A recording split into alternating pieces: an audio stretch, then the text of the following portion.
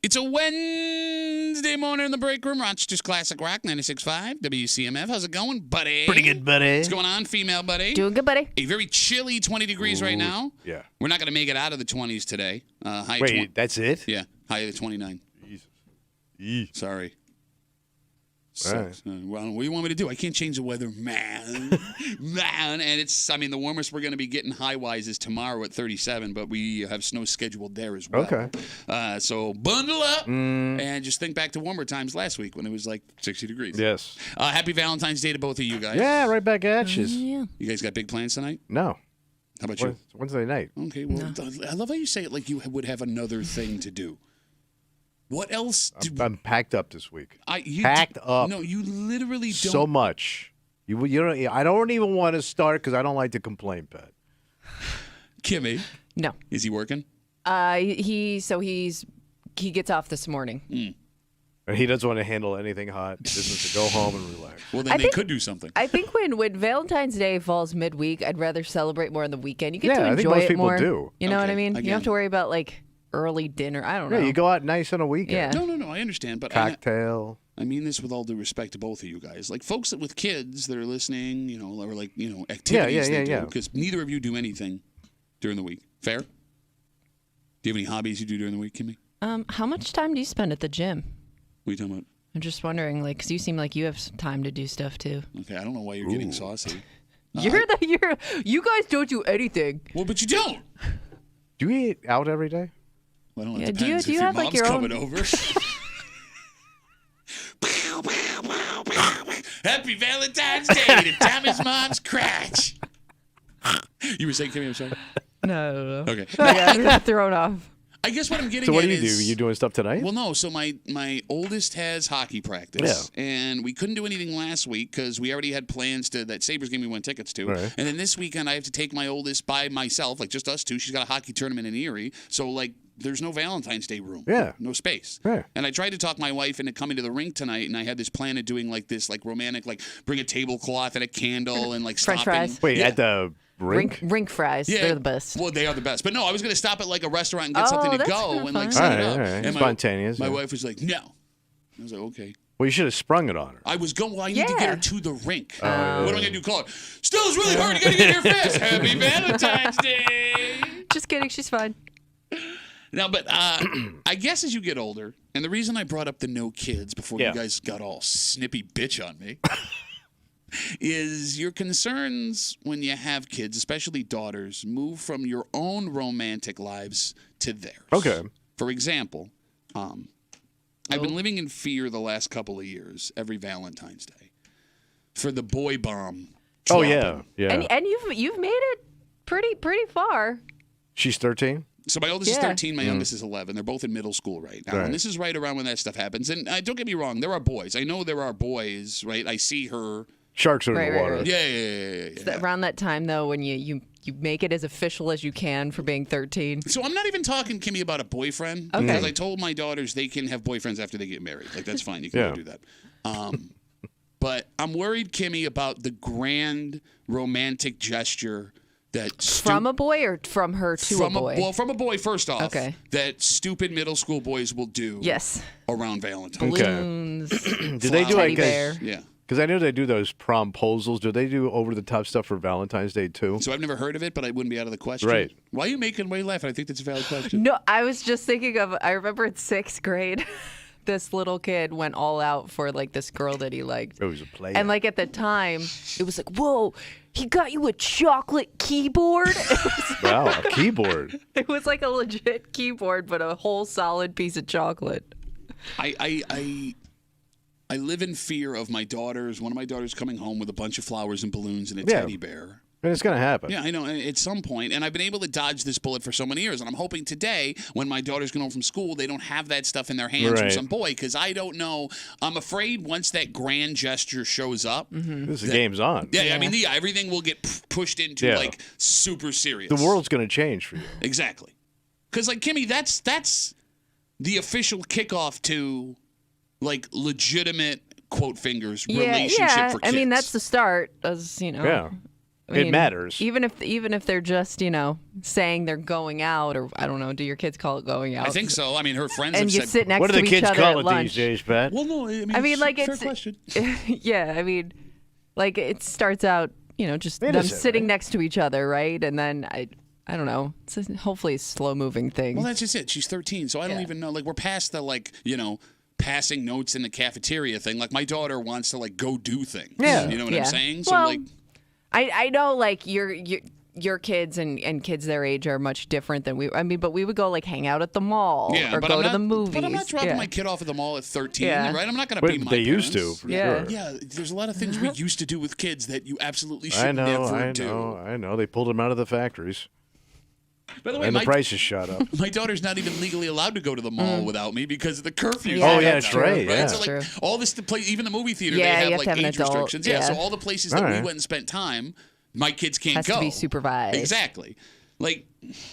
Kimmy, do you remember the first over-the-top thing a boy did for you to try and She's show still his love? waiting. What are you talking about? Well, I remember it was a big thing, especially in middle school. They would decorate your locker for Valentine's Oh. Day, put balloons in it. They'd put stuff in it to surprise you. Did you get one of those? I did, but that wasn't until high school. Okay. Was this a boy? I think the boy I dated in middle school maybe lasted 2 weeks. Okay, so can we talk about this boy in middle school? Yeah. All right. Did he ask you out? What was that situation? I think it was whispers among friends, he wants to go out with you. Do you want to go out with him? Okay. Kind of thing. So there wasn't a grand gesture on his part. Not that I remember. All right, the boy that decorated your locker in high school. Yeah. Were you already dating him, or was that Yeah, his way yeah, of? yeah. Okay, so Yeah. you can't help me at all here. Oh, you're thinking somebody surprises and does it. asks you out on Valentine's Either ask Day. you out, or I'm revealing my feelings. Oh. 'Cause All right. I have these. That would be a bold move for a middle school kid. But I have these vivid memories of middle and high school where that's how boys decided, I'm going to spring it on you. You waited for something like Valentine's Day, and you made this super grand gesture. And that way, if you got shot down, well, it was Valentine's Day anyway. So let me ask you this. So are boys more confident today because they're not being raised by people like our fathers? Because I could imagine if I walked out, the hell you going with that crap? No, my dad encouraged I was that going to say, stuff. I think. My father I would think, shoot it down immediately. I think boys, when we were kids, had too much confidence, maybe. Oh, all right. And it probably, that's how they got their feelings hurt. No, your dad and my dad, guys of that generation, they were the ones that were like, you just gotta go for it. Exactly. So let me tell you a story. Yeah. I'm in kindergarten, 5 years old? Yeah. So, Walt Disney School out there in Gates. And I was in love with this girl. I was going to marry her, Tara Guile. Okay. All right. So I tell my dad, Valentine's Day is coming up, and I want her to be my girlfriend. And instead of my dad going, hey, you're 5, Right. 6, right? You don't need a girlfriend. He comes up with an idea for me. Okay. So we go out to Wegmans, we buy a box of chocolate, Man. Oh. and he goes, listen, you got to take this to her tomorrow. You got to walk up to her and say that you like her. And You're hand her- 5. I'm 5, 6 years old, kindergarten, whatever kindergarten is, Yeah. right? So I go, all right. And I remember being on the bus and I got the chocolate in my backpack and the butterflies are thinking. I'm thinking to myself, I don't want to do this. What if, you start to think what if this goes wrong? So I get to school and I tell the teacher that I have this box of chocolates and I want to give to Tara. And I go, I'm going to put it in her mailbox. Now, we're now at the second line of defense from me being destroyed, a second adult here. And even the teacher goes, no, you got to give it to her face to face. You got to hand it to her. So For everybody. Yes, and that's what happened. She thought this was going to be an adorable little moment. But again, I'm 5 or 6 years old. So, all right, I got to do it. 2 adults. I got to do it. I'm nervous and heart's racing, right? And there's Tara. So I walk up to her and I go, I got you these chocolates for Valentine's Day. And I said something along the lines of will you be my girlfriend or I want to be your boyfriend. And she took the chocolates. And of course she's embarrassed because everybody's watching. And she goes, I just like you as a friend, okay? And she ran off. With the chocolate. With the chocolates, yes. Yeah, that's a woman. She took, and that was my introduction to Women. Yes, what the hell? But here's the thing. At least you got it out of the way at 5. Well, but Kimmy, it wasn't Tara Giles' fault. No, it was my no. father Yeah. and that teacher's fault. Why did you let me do that? I didn't know any better. Yeah, your dad could have been maybe wait a little bit. Yeah. Feel it out. Yeah, maybe well, wait a couple right. years. So maybe my father's idea was better. Shoot it down at the beginning. I give that relationship 2 weeks with your mouth. Well, I mean, it is a good. No, running Speaking, my mouth. yeah. It is And the other mouth, too, probably. 252 WCMF. It is a good question. Like, what do you encourage your kids to do up to a point, right? Okay. Like, if your kid, like, because I sit here and talk about my fear of my daughter's coming home. But if you have sons, I mean, you're in that boat right now, right? Like, your son wants to make a grand gesture. What advice do you give them? What line do you draw where you go, you don't want to go that far? Do you try and hold them back, period, from starting a relationship, quote fingers, in middle school? All right. So what's the... So I guess, I mean, at some point you're going to lose this battle, right? Yeah, I mean, it's coming. Yes. Right. And you know, it's not even a battle. Like, I'm not actively fighting against it. I just don't want it to happen. Right, which is same thing, kind of. Like butterfly But would kisses you is in my rather, head right now. I guess my question is, would you rather kind of ease into it, though, at this age, knowing it's pretty innocent up front, or you don't want to see it until, teenage years? I don't know what I want, Kimmy. I don't know what I want. Because I got to figure there's a change of coming. I was born with some chocolates down by the river. Should have thrown them in. No, you're right. I mean, it's coming. Like, I mean, her interests are going to change. No, I mean, she's interested in boys. I mean, no, but I'm saying like all her interests. I'm assuming like what you liked at 12 is completely different than what you like at 16. You know, right? that's us talking, right? All the things we liked at 12, we still like today. Yeah, true. Well, normal people. Would it be more difficult to navigate as a parent if your daughter got something from a boy that she didn't like?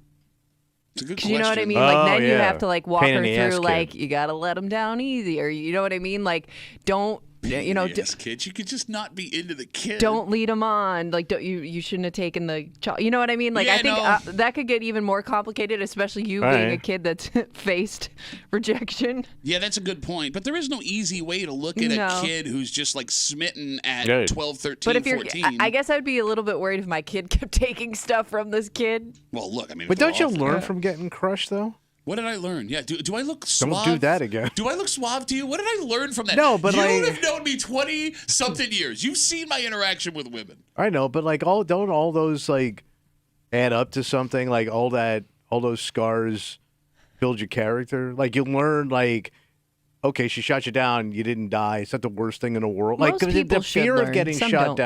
down is worse than the aftermath of getting Sure, shot. no, it's Yeah. good. Because it's theater of the mind. You sit there and you play out all these scenarios in your head. No, that's great. You're right. Let's give men confidence to continue to talk to women out of their league after they've been shot down over and over again. What a better world we would live Okay. in. Well, that one didn't go well. Let me walk 3 steps down the bar. Okay, and not try everybody's this one. Jeffrey Epstein. I'm just saying. Dear God. Well, I mean, that's what we're Great talking example. about No, here. I'm Like, just saying the idea that I'm just saying the idea that like you shouldn't shoot over your head. I mean, obviously, 5th grade Tara Guile was way out of my league. right, but you learn from it. Most people do. Don't listen to Some your father. people just go. Some people might just, what's her problem? I could see it going one way or the other. Like, you should learn from those situations, but some guys just don't.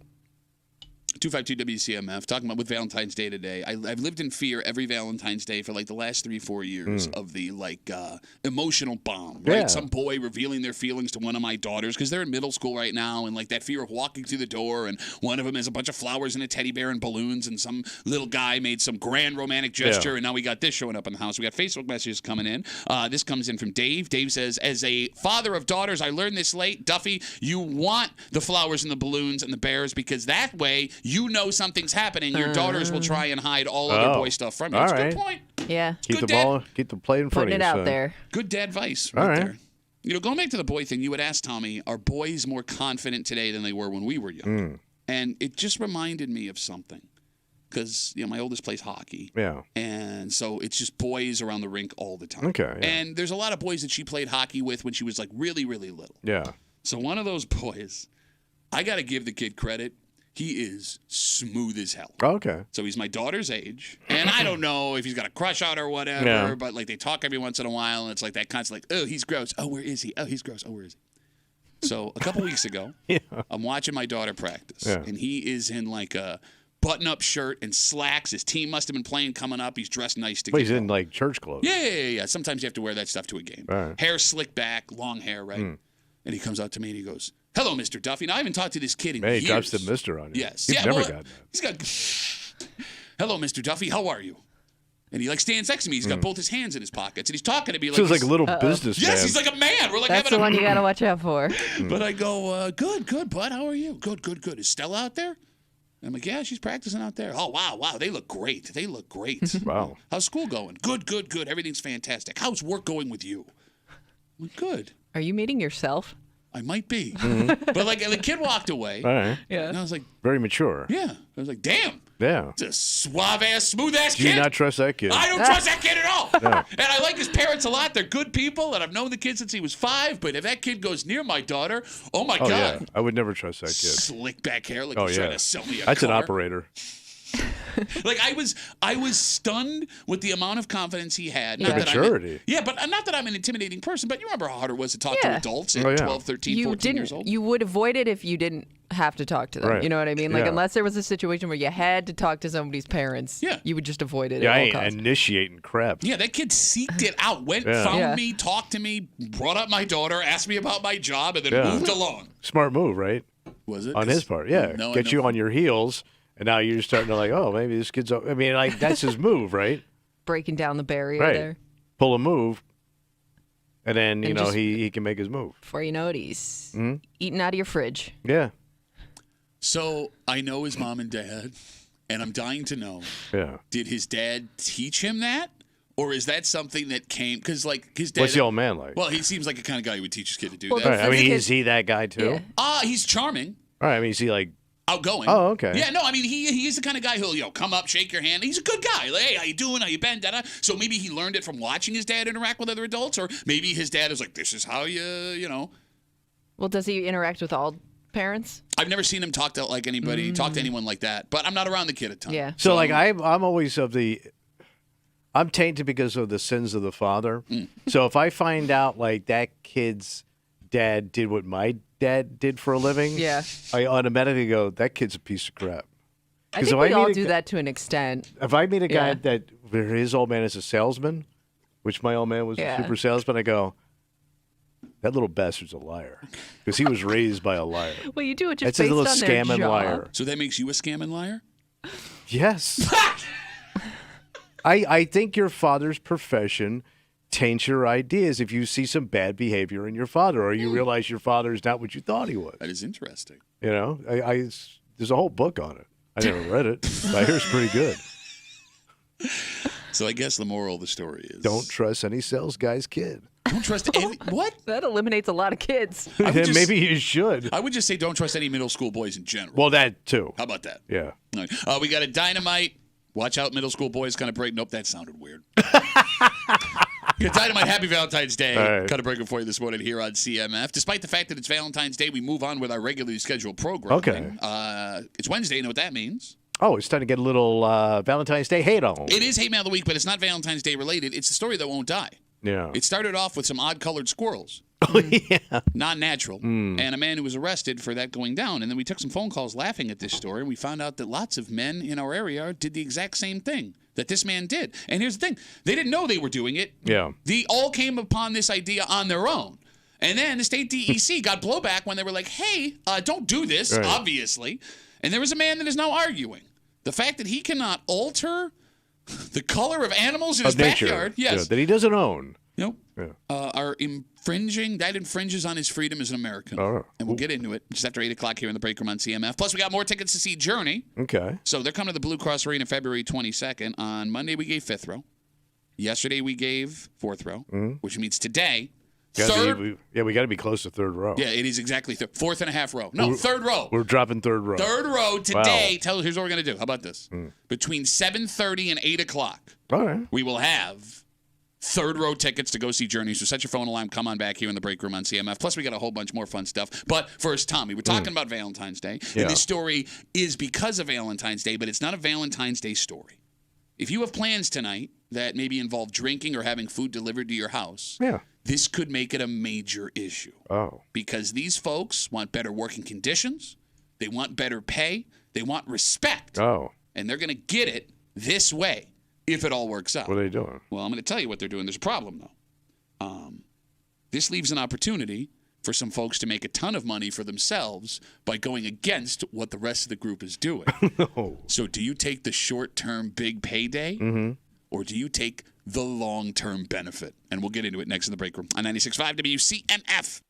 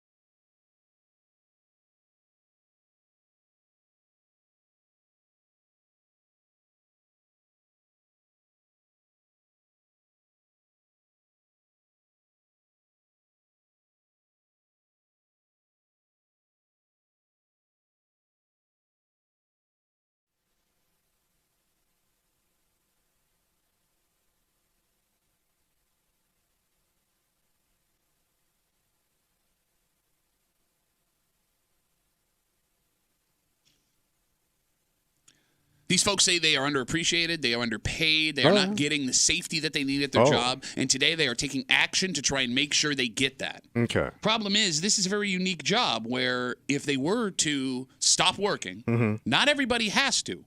And in fact, the people that decide to work tonight will make a fortune potentially. Oh, jump in. Based on, what holiday everybody is celebrating. Supply and demand. So do you take the short-term gain or do you want the long-term benefit? Oh. You're hanging out in the break room, Rochester's Classic Rock 96.5. WCMF, you can head over to the contest page, enter for your chance to win a pair of tickets to see Peter Frampton. Ooh. He's coming to the Vine showroom at Del Lago March 9th. Tickets are on sale right now at DelLagoResort.com. You must be 21 or older to win and attend a show at the Vine. So we know it's Valentine's Day today. And maybe you're thinking about going out tonight, having a couple of drinks, getting an Uber or a Lyft home. Okay. Maybe you're thinking about doing like a romantic food delivery, nice stuff through like Uber Eats or Grubhub. All right. And if you are doing that, this is information you need to know.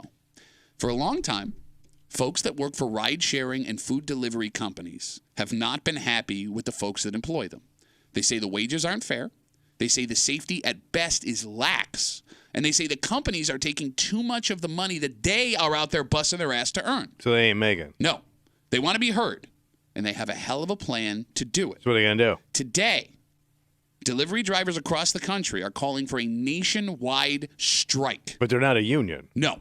This Okay. would be up to the individual person who drives for Uber or Lyft or Grubhub or things like that. Now, to be clear, we're talking those like app sharing services, not like Amazon or UPS, so your packages aren't under risk of not being delivered.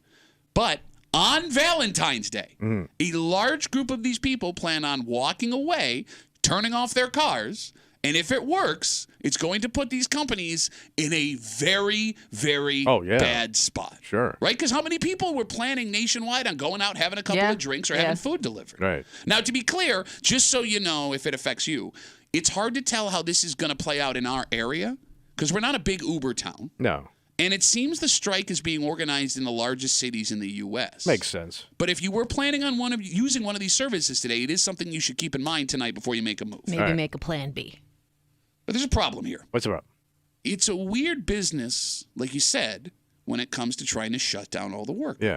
For example, let's say the GM plant, which I believe is union, whatever, a union I'm shop, sure something is, like that, decides to go on strike. And 2 or 3 people cross the picket line to go to work. Scabs. Yeah. They're going to be paid the same hourly wage that they always are going to work that day. Yeah. But with gig economy jobs like this, Uber and Lyft, you are paid based on volume. And if, let's say... The more you hustle, the more you make. You got it. And the more opportunities you have to make money, the more you can keep going. If there is a strike tonight in Rochester, the folks that decide to work have the potential to make a fortune. Oh, yeah. But at the expense of their co-drivers and potentially at the expense of their own future. So the phone number is 252-WCMF, 252-9263. If you're in this spot, do you take the wad of cash potentially tonight, or do you sit it out for potential long-term gain? Oh, okay. All right. What are you doing? So when I cut meat, we weren't a unionized shop. It was the South. Okay. But we did have one grocery chain in the South that was unionized. And every time they would go on strike and ask for a raise, we got a raise so we wouldn't join the union. Okay. So it worked out. We were always pulling for them to strike because it meant we were going to make money. Go, guys, go. Yeah, like, Doesn't hurt man. me in any way. Right. But I benefit. Sure. So I'm kind of, my head's kind of there. Like, let's say I go rogue and I'm going to deliver tonight, but these guys strike and it works and we get a pay increase. Well, I'm going to get the benefit of that and I'm going to work tonight and put money in my pocket. So let these guys take the risk. Okay. And I take the profit. Doesn't that make you a giant scumbag? Yeah. It also makes you smart financially. Well, no. Because listen, man, I got to eat. I mean, if I sit tonight, I'm screwed. Like, if you think you could sit down, you can afford to take a night off, and this works great because it's going to benefit me too. Okay, but there's a lot of people that work in jobs where they can't I understand. take a night off, but they're going to strike anyway because they feel like the long-term gain. You go get them, kiddo. So wait a minute. No, that is the most no-risk You're scumbag saying I'm statement just of going all to time. stand by and let it happen. Yes. Here's the thing. I understand if a bunch of people who work Lyft or Uber, they say, look, I can't sacrifice the short-term And stuff. most of these people live hand to mouth. Fine. Well, not necessarily. Some Could of just these be, people they use it as part-time jobs to put money in But their they still pocket. need it. Maybe. You're a scumbag. Yes. But that's how people make money. Okay. Especially a little. How does a little guy get a leg up? Yeah, but if everybody has your idea, then nothing changes. Oh no, it changed. We'll get a little something. No, like, yeah, why would everybody not have that idea? Well, everyone else is going to strike, and I'm going to work tonight. Then all of a sudden, there's 1,000 Ubers driving around Rochester. I'm just hoping there's enough union suckers to pull this thing off. There is no union. Kimmy, you were saying. I'm thinking with a job like Uber or Lyft or Uber Eats, you may be more likely to take advantage of nobody being out, because it's not like you're working a job where you have to be face to face with your coworker. That crossing union line. You know what I mean? Man. Like you're not really feeling that guilt of seeing them face to face, so you may just go out and do it without feeling any kind of Who's going to know? Well, I mean, consequences. Look, what if people are ordering Ubers just to scream in your face? Like, legitimately, we've seen other situations like that. Yeah. Right? And you could be out. There could be other people who drive Uber or Lyft who see you out with your little light on, and you're parked at a restaurant going to pick up food, and now there's a confrontation there. I understand. But that's a low risk. I would accept that risk to make more money. I love how your argument is, I want both the short-term gain and the long-term Yes, benefit. and here's a way to do it. Okay. I mean, and to your point, though, opportunities like this don't show up very often. Bro, why not grab the money? No, but like you're saying opportunity, like other people wouldn't be hurting. But that's their decision. For the benefit and I of support you. No, you don't, because you're not stopping. I support you. You're not? Kind of. 252 WCMF. Support but deliver. That's what I say. Put that on a shirt. A nationwide Uber, Lyft, gig driver delivery for food strike has been organized today. Again, they're not union, so it's up to the individual person whether or not they want to do it. They say their wages man. They say their wages are too low. They say the safety is not good. They say the company takes too much off the top for their hard work, and they're using Valentine's Day nationwide to say we ain't doing it, put these companies in a bad spot. But like we said, it's not union. So every individual person has the option to go work. Yeah. You could make a fortune a night if a bunch of people strike. Or sitting there. You could not work for the long-term benefit. 252 WCMF. Let's talk to Ben. Hey, Ben, what's going on, buddy? Not much. How are you guys doing? Good. What's up? Good to hear from you. Yeah, so I do DoorDash because I'm home. And I live from paycheck to paycheck, and I am so far behind, I really can't afford not to go out. Okay. So if I'm helping some guy get lucky with his wife or girlfriend or whatever kind of relationship they're in by bringing them some food or whatever, fine. As long as I get my money, I don't care. All right, I understand that. He's Cupid. I understand that. But, Ben, were you aware of this strike being organized today? Nope. All right, maybe they're not doing a great job. Maybe they don't have an email list. So, and as far as yesterday, that dude Tim that called in who said his personality is a Dolphins fan, that's not your personality. That's something you're interested in. Okay. It's so dumb. And not all Oh, we lost Ben. fans Did we? worth the attention. All right, well, Ben, listen, I appreciate the good to hear call. from you. Yeah, Ben's going to be working Dolphins tonight. fan calls to defend Dolphins fan and says it's not your personality. And he did it from, that was He's 20 not hours good. You didn't ago. have to bring it up, Ben. Okay. Ben, I'm going to let you go, No, buddy. I've Good been luck. No, thinking stay. about that for a while. I hear you. Stay safe tonight. Go make your money, but thanks for the call. I appreciate it. Again, I'm not saying that you're... Union busting Ben. Well, I guess if he wasn't even aware. No, and here's the thing. If you know about the strike and you still choose to work because you need the money, I understand that. It's your take that makes you a scumbag. I'm going to benefit from them not working and make money at the same time. I'm going to let them Ride hurt. that wave all the way to the financial shore. Man, Chi and a ching. So you would be working tonight, Kimmy? Oh, what do you think? If this was my, part-time gig, Please let the court know Tommy's making the money sign. I probably would. Okay. Yeah. I know it makes me a bad person. No, look, I don't think it makes you a bad person. Makes you an American. Legitimately need the money. Makes you an American. Shut up, idiot. I mean, I guess the question becomes, with the Lyft and all the other places where people feel like they're underpaid and their safety's in question, right? Like, if you don't at some point inflict pain on yourself, what changes? Right, you got to stand up, man. No, You do. No, you're right. You had to stand up to the man a little bit. Okay, but you're ain't not. gonna take it. But you're not standing up to the man. You're going up to the man. Yes, sir. What can I do for you? Here, let me drive around. Let me drop off some half-heated steaks for some romantic people tonight, getting some sex while everyone else over there ain't eating and starving, and I'm paying their bills. Scumbag. Take the easy way. What if nothing changes? What if everybody does what you did? They're not. How do you know? Ben's doing it. But yeah, but Ben didn't know. Okay, he does now. He could have called up and said, you know what, I just heard about this and I'm with you. Would I be a scumbag if I started spreading the word that we're striking tonight and then went out and worked? Yes. Just to make sure more and more, encourage people to strike. It makes you a massive scumbag. Meanwhile, I know damn good and well I'm going out and working.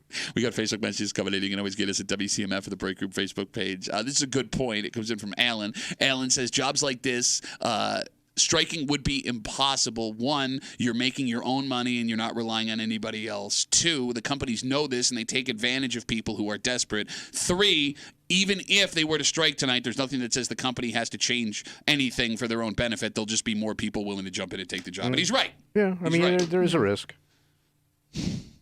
All right, well, you're a scumbag. Thank you. If you have to work, I understand it. And if you are, again, looking for an Uber or a Lyft or Uber Eats, maybe with Ben not knowing it's not as wide, just keep that in mind if you're going to be doing that tonight. Maybe go a little bit earlier. Oh, okay.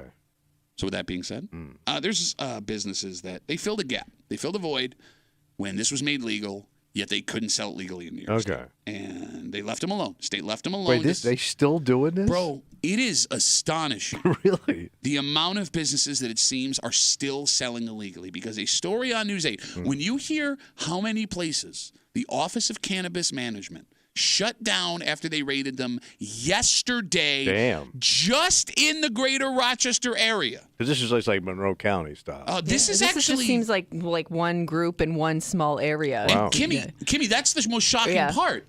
Did none of these places stop? Apparently. Do they not watch the news? And they found them.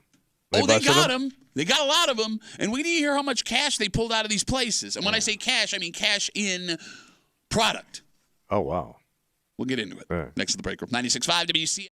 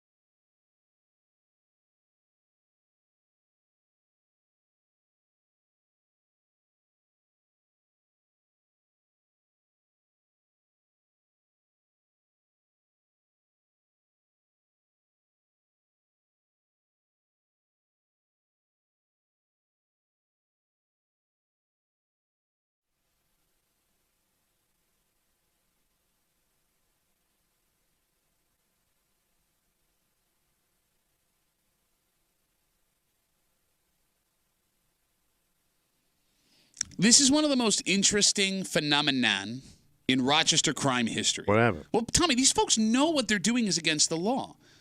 But at the same time, they have to let the public know they're selling this illegal stuff, or else they can't make money. Okay. And it's not like they can wander down a dark alley and find somebody in secret. Problem is, if they get too popular, they get shut down. And the stuff that they're selling, which is expensive, gets taken away from them forever, and they end up facing serious charges. Yet, those charges and the raids that come don't seem to be deterring folks from continuing to try this. You're hanging out in the break room, Rochester's Classic Rock 96.5, WCMF. You can head to the contest page at WCMF.com. Yeah, what am I going to get? Well, you can enter for a chance to win a pair of tickets to see Santana and Counting Crows. That's a good show. Oh, yeah. At Empower Federal Credit Union Amphitheater at Lakeview. Seriously? In Syracuse on July 24th, courtesy of Live Nation. Tickets go on sale this Friday, the 16th at 10 a.m. at livenation.com, just after 7 o'clock. It is a day of romance, but it turns out it's also a day you can make sure that your spouse is being true to you. Oh. There's a piece of advice from a relationship column that we'd like to share with you. Yeah. And there may be people that try this today, and there is no way, even if it works out, it doesn't either seriously affect or end your relationship. And we'll get to it just after 7 o'clock here in the break room on CMF. Tommy? Yeah. Yesterday, 6 stores were allegedly caught with cannabis products they were trying to sell during raids just in Rochester. So, all in the same kind of area, or they all like all over the place? Oh, we'll get to it. The Office for Cannabis Management actually took News 8 on 3 of the raids so they could see what happens. News 8 was present for an estimated $500,000 in illegal product confiscated. So in 3 stores that News 8 was there, they pulled $500,000 in illegal marijuana out of these places. So that means these little shops, I'm guessing they're not that big. They're like bodega looking. Would have $100,000 worth of product. Yeah, I mean, if you average it all out. Right? And we're talking actual jars of bud. We're talking joints. We're talking edibles. One place they say they even found a bag of shrooms, which you can't even try and make a legal argument for. Yeah, that one's tough. Yeah, you're really going rogue. So, Tommy, none of these places had licenses, according to authorities. They were shut down. They put that little notice on the door. And as we've told you in the past, not only are you not allowed to operate anymore, not only are you facing charges for selling without that license, which are pretty steep, all of the illegal material, the marijuana, that the authorities take from these stores, it's gone forever.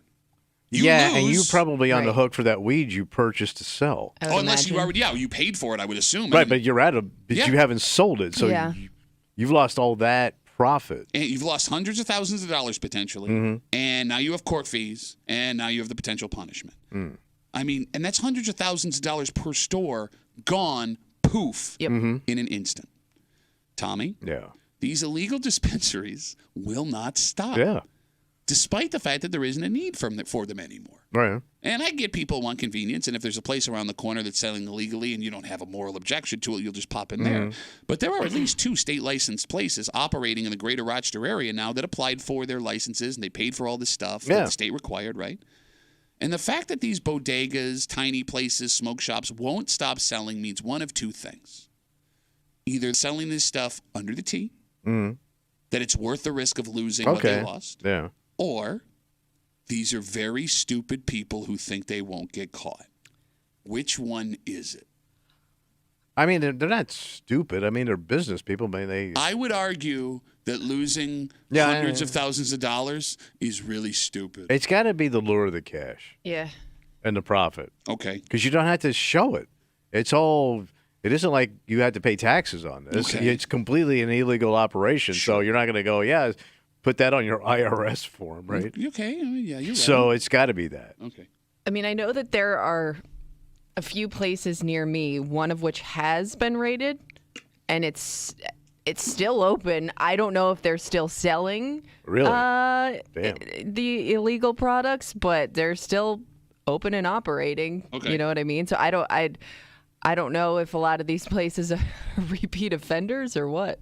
So the other shocking part about this, and the phone number is 252-WCMF, they raided these places, Tommy, all in the same general area.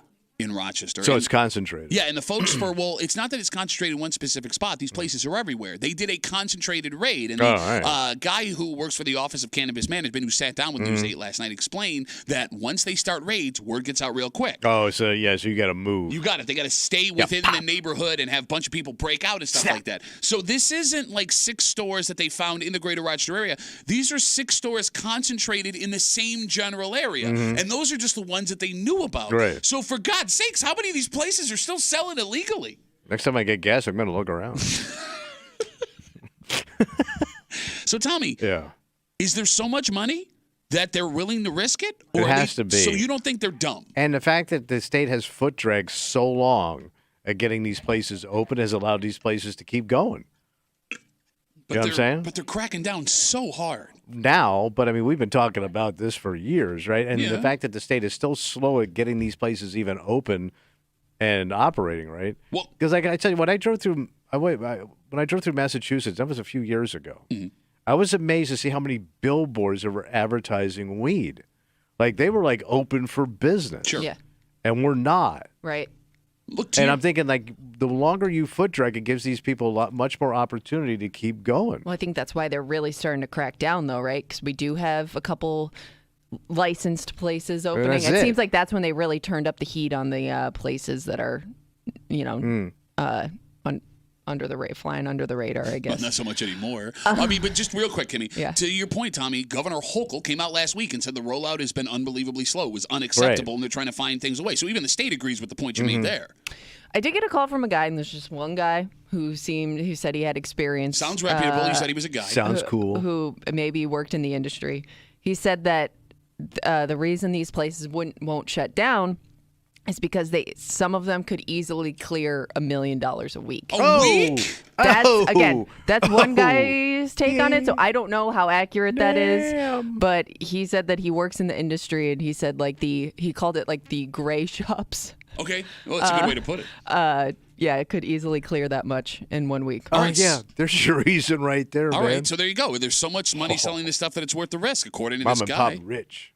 252 WCMF. Folks have been waiting on hold again. We're talking about the Office of Cannabis Management. They took News 8 yesterday on 3 of the 6 raids they did in one area in the city of Rochester. News 8 says while they were along for the ride, these 3 places that were raided, they took $500,000 in product, illegal marijuana products, and 1 bag of shrooms apparently, that they found, and they know they're getting cracked down on, yet they will not stop. And it seems there's more than we thought. Let's talk to Nick. Hey, Nick, what's going on, buddy? Hey, how's it going, guys? Good.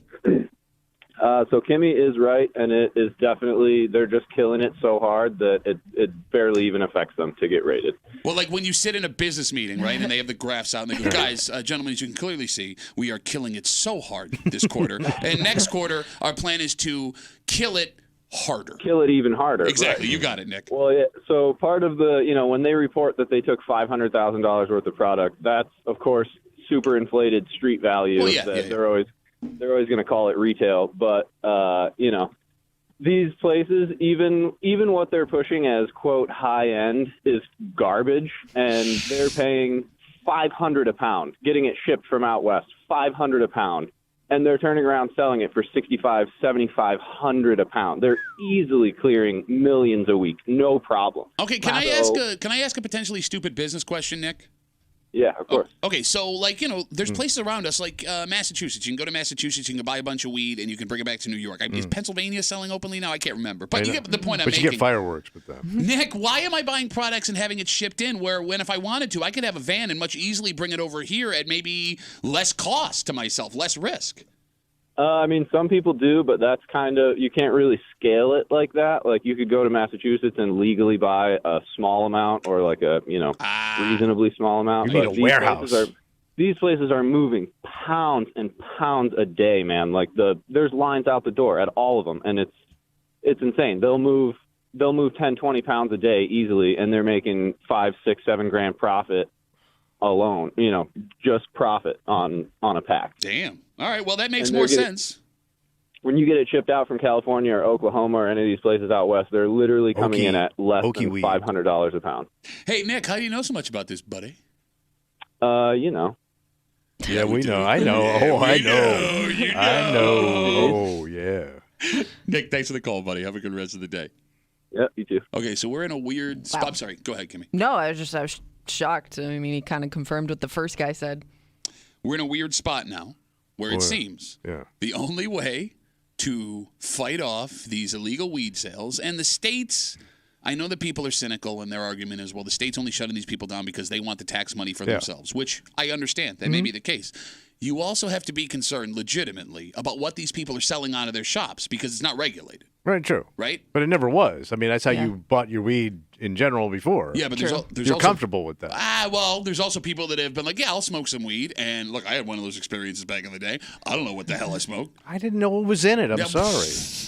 No, bro, I wasn't smoking your old man ass weed. Old man don't, ass weed. don't smoke that. Ass weed? No, what I mean, in all sincerity, look, yes, I know that people are going to call me a fear monger, and I'm not saying it's happening all the time, but I get why the state would have that concern, all right. And on top of the tax money, I mean, this stuff is rolling out. But we're at this weird spot where the only way to fight off illegal drug sales is to license more legal drug-selling places. Open up the business. You got it. But it's a weird side-by-side. I know. Like, we got to stop heroin by getting more heroin out Yes. The good stuff. There was also an interesting thought from someone commenting on the story last night, because there's been an argument that with the state rolling out the legality of marijuana, they've created this, as Kimmy put it, gray market. Had they not made marijuana legal, we wouldn't have this problem at all.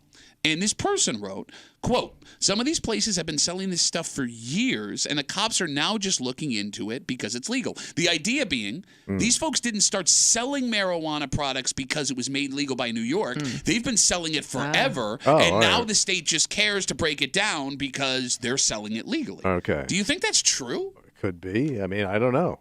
I mean, if it was that kind of money potential, why wouldn't you? Well, maybe it's easier to get now because so many places have legal Could be growing that. operations. But I mean, we've always been in the area. I mean, you know what I mean? But to, like, I guess, walk into a place and actually purchase it. Like, I don't know, Like a backroom deal. Yeah, like a decade ago, where there are multiple smoke shops in Rochester selling marijuana. Or head shops or any kind of like small mom and pop type of place like that. Like these bodegas that will sell Lucy's, right? Were they also selling pot? Like if you knew who to ask and what to say? Mm-hmm. Yeah, the other funny thing, too, there's one argument that made me laugh out loud.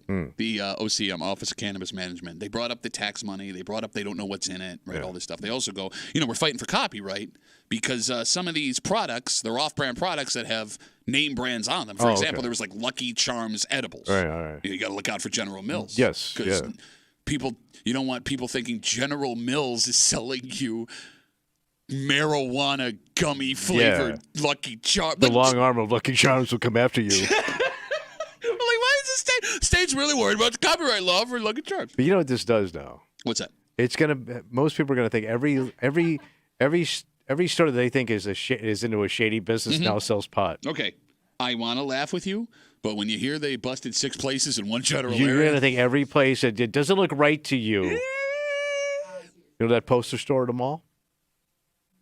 Weed operation. Well, bro, you go down there, you get your weed, right?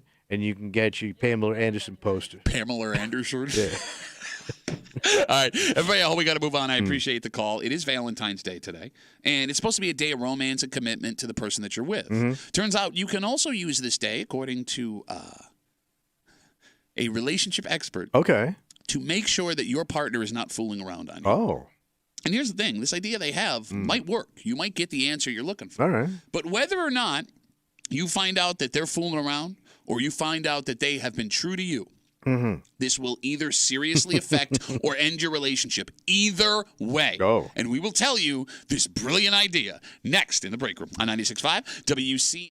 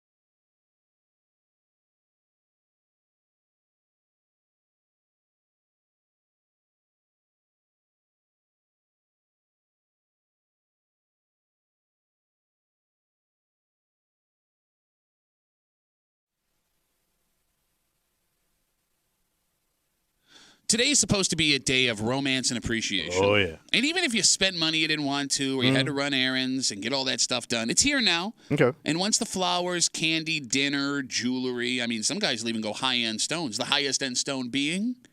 Your diamond. That's right, diamond. Once all that's over, she will love you for what you did. Mm-hmm. That is, unless you make a stupid move like this. What happened? Well, paranoia will drive you insane. We'll destroy her. And this advice to ensure today that your spouse is being true to you and only you, without question, will end horribly. Yeah, why would you pull it today anyway? Well, today's the only day you can pull something like this. Okay. Small window. You got it. You're hanging out in the break room, Rochester's Classic Rock 96.5, WCMF, 5th row tickets to Journey on Monday. 4th row we did yesterday. Today, 3rd row tickets to go see Journey February 22nd at the Blue Cross Arena, courtesy of Bowery Presents. Do not call right now. All right, you'll wait. Do not, because we will get you those tickets between 7:30 and 8 o'clock. Coming up. We'll do our best. So sit tight, ride with us. Let's get romantic here in the break room on CMF. Tommy, there's a belief right now that more people have or are cheating on their partners than ever before in human history. A recent study on infidelity shows that just over half of people in a committed relationship that's married or dating have cheated on their partner. Man, we is hoeing up. Now, by the way, it seems like in this study that's lifetime, not their current relationship. You get what I'm saying? Okay. So at some point in their lives, they have cheated on their partner. All right. It's the highest it's ever been in recorded history, but it also might be BS. Because first off, Tommy, it's a self-reported study. Okay. And it always has been. How comfortable would your dad in the 1970s have been admitting he messed around on your mom? Yeah. Wouldn't have happened, right? Yeah. And two, there are people who have been caught cheating in the past that decades later still deny what they did. Yeah. The point I'm making is don't get too scared that everyone's messing around. It's difficult to get real numbers. But that hasn't changed the fact that some people want to know, and they're using Valentine's Day to do it. In this article about infidelity, they give a suggestion. What are they saying? To see if your partner is faithful. Today, send your partner 2 sets of flowers, candy, whatever. 2 set. Yep. Right. From 2 different companies. In one of the notes, write something nice and heartfelt from you and sign your name. You know, Like she'll know it's from you? You got it, All what right. you normally do. And in the second, write simply from you know who. Oh. Okay, then what happened? The idea is, if your partner is not cheating, they'll either come to you and ask if you sent 2 gifts, or they'll tell you about this weird thing that happened when they got flowers or candy from some mystery person. Okay. If they are messing around, What they do? you won't hear a word about the second gift. Oh. Does that make sense to you Yeah, guys? they'll bury it. Okay. Because they had to have to explain it. You got it. I would say for the most part, yes. But I could also see somebody being worried about it and not wanting to tell their, you know what I mean? Like, Okay. I would be afraid if you're afraid of your partner's reaction to something like that, even if you're not doing anything, you know what I mean? I could see also hiding that just to not have that confrontation. But that also means your relationship's not in a good place. If you have to hide the fact that you're not doing anything because you're afraid of the repercussions of that. Well, I know people that have been cheated on in the past, so they are super paranoid about something like that happening again. So I could see if that was my partner, I wouldn't want to tell them that I got this other bouquet of flowers because I don't want them to think that anything's going on. But Tommy's argument is if there's absolutely nothing going on, there's no reason for me not to Right. tell you. And most of the time you would be able to tell them, I would think. But I could see there are situations where maybe you wouldn't. Okay, so in this article, they say that Valentine's Day is the only day you can pull this off because it won't be suspicious, and they won't be able to say they, forgot about it because they're going to come home and thank you for whatever gift you gave them anyways. Yeah. Phone number is 252-WCMF, 252-9263. Is this a good idea? Tommy! No. Why? Because like you said, man, if you're suspicious, that's all you need to know. Because to your point, Wait a minute. if you really have a suspicion that your spouse is cheating, like if you're seeing tells in your head. You're saying it's already over. Yeah, because this can only it can only further damage. There's no damage control with this. Okay. At all. Because if she's offended or he's offended, do you even thought I was cheating? Which would absolutely happen. It's going to blow up your relationship. Yes. So what's the point? You would know for sure. Because they're never going to come out more than likely and say, yeah, God, I've been cheating on you forever, man. I can't stand you. That's never going to happen. Okay, well, they're not going to have that come to Jesus moment. I guess it's more so how they choose to deal with the flowers, right? They may not admit that they're cheating, but you could assume that, I don't see any I don't see any positive out of this. Look, either way. I'm with you on the no positive, but I want to go back to something you said a second ago. And the phone number is 252-WCMF, 252-9263. It is insane to think that everybody that has suspicions that their partner is cheating is right about them cheating. That is true. No, but that's what you said. But you kind of feel like you're being cheated on, like you're suspicious of your spouse. Kimmy brought up something a second ago. To the point you're going to pull this like espionage move. Bam, bam, bam, bam, bam. Oh, God. But you brought up something a second ago. There are people who are carrying scars from previous relationships. And they may see signs that aren't there just based on their experiences. Not to mention, I mean, we've talked about the insecurity of both men and women when it comes to getting older, other people that your husband or wife or boyfriend or girlfriend may be working with, right? Like if you married a European. That paranoia can seep into your brain and make you see things that aren't there. I get it. So just the idea of me being suspicious automatically means they're cheating. That is the most dangerous relationship statement I've ever heard in my life. But if but if you were constantly living on high alert just because of what happened to you in the past, well, that spouse can't change that. I can't control what you think or your theater of the mind when I walk out the door in the morning. I have no control over that. No, you're right. But I also think that if you care about that person and you understand what they've gone through in the past, you want to show them that you're not that person. Exactly. And you can't. I can't prove to you that I didn't do this. I don't know. Go ahead. But so that means anyone that's been cheated on in the past that has these problems, you don't want to deal with that in a relationship. They should just die alone because of what someone else did to them. Well, they're going to have to get over it somehow. They're going to have to get control of their own emotions. Women love to hear that. Oh, you were hurt really bad in the past. Yeah, then what do I say? Get over it. Control yourself. Knock it off. Right. Cut it out. 252-WCMF. Kimmy? Yeah. Is this a good idea? I don't think so. I don't think it's going to tell you what you want to know. I think, if anything, it's just going to mess with your head more. Go, girl. So, I think it just leaves... It's not a definite. And if you're looking for something that's definitely going to tell you whether or not somebody's cheating, this isn't it. You're going to have to catch him. Like, remember I told you I had that one buddy?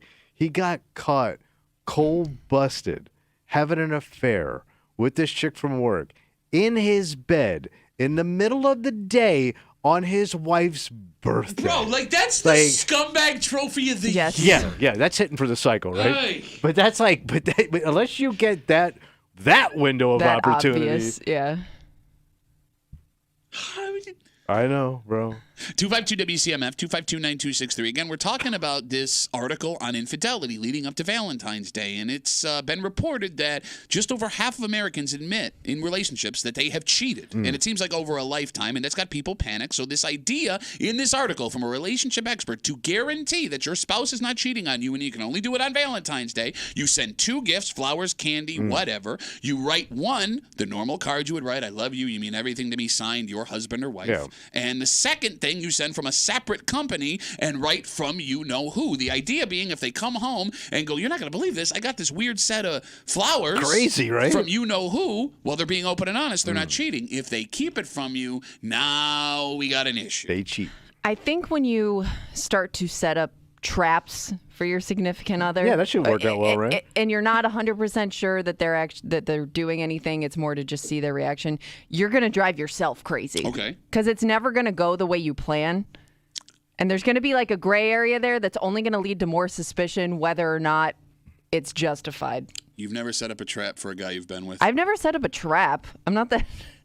Okay. What would the bait be? Well, no, the bait would be something else. It's not her, it's the other thing. I don't think I've never like set up a scenario where like they were going to walk into a trap. I was under the impression that every woman in their life at some point don't has get me wrong. tried to trap. I've investigated. I have done research. How is that different? But I've never like set up a situation where I'm waiting to see their reaction. You know what I mean? You're walking a really thin line I just between think that trap there's a difference, and investigation. I think there's a difference though between this kind of situation where you're setting you're putting something in motion to see their reaction to it. Okay. All right. So here's the thing. You don't really have any basis to do it. Well, I mean, it would just be suspicion. Right. I am suspicious. All right. All right, so both of you are on record as saying this is bad, no, don't do this, blah, blah, blah, blah, blah. But here's the thing. What's that? It is a good idea in the sense that it would absolutely let you know, most likely. Okay, you get your answer, maybe. Are you a little bit intrigued by what would happen if you did this with your spouse? But even if you caught them, you're going to be labeled crazy. Mm-hmm. But they were the ones cheating. You're right. Even if they're in the wrong, I think it gives you, like, it could hurt your future relationships. Because you know how small of a place Rochester is. Sure. And you know, like, that person could be connected potentially to somebody that you date in the future. And if that ever came out, like, if you started a relationship with a woman and you knew that she did this to somebody in her past, would that be a turnoff for you? Would that, like, kind of ruin it up front for you? Especially, like, somebody with trust issues like that? If she was right. I okay. mean, how can I hold it against her? You'd have to be right. But again... Well, no, if you're wrong, you're not going to tell that to anybody ever again. But that person that got caught may deny it. They're going to deny yeah. it. Well, yeah, and unless you have any hard proof, where do you go with that? Oh, they got hard proof, and that's why they didn't tell you about the flowers. Well, you'd have to see that hard proof. So you wouldn't be enticed to try this after hearing the plan in any way with any woman you've ever been with? No, by the way, some of these women I knew. Like, I dated some scuzzy-ass South Florida bar trash. Like, I knew what I was getting into. Okay. Remember I told you that one chick? My sister set me up on a date. She goes, I don't want to go in that place. There's too many people I don't want to deal with in there. Okay, how many guys did you knob in this place? Okay, look. You have your own parking space by the dumpster? You can't sit here and be like, how dare you, when you But I did knew not it. have We sex know with your your past. first wife because you picked up a venereal disease from another woman. Yeah. So, yes. No, I'm just saying, like, how dare she? She was not the fine-cut woman I deserve. But you know when you date and trash. Oh, I disagree. What? There are good women that you would label as trash because of their background or their economic status or where they come from. And there are women that you would look at and go, hi, and that's Diamond Baby. And that woman is just knobbing dudes all over town behind your back. Okay, yes, that can happen. But 9 times out of 10, Shut up. if you're dating bar trash, if she's won multiple dart leagues That's and a she keeper can't right hit there. nothing, you dating a hoe.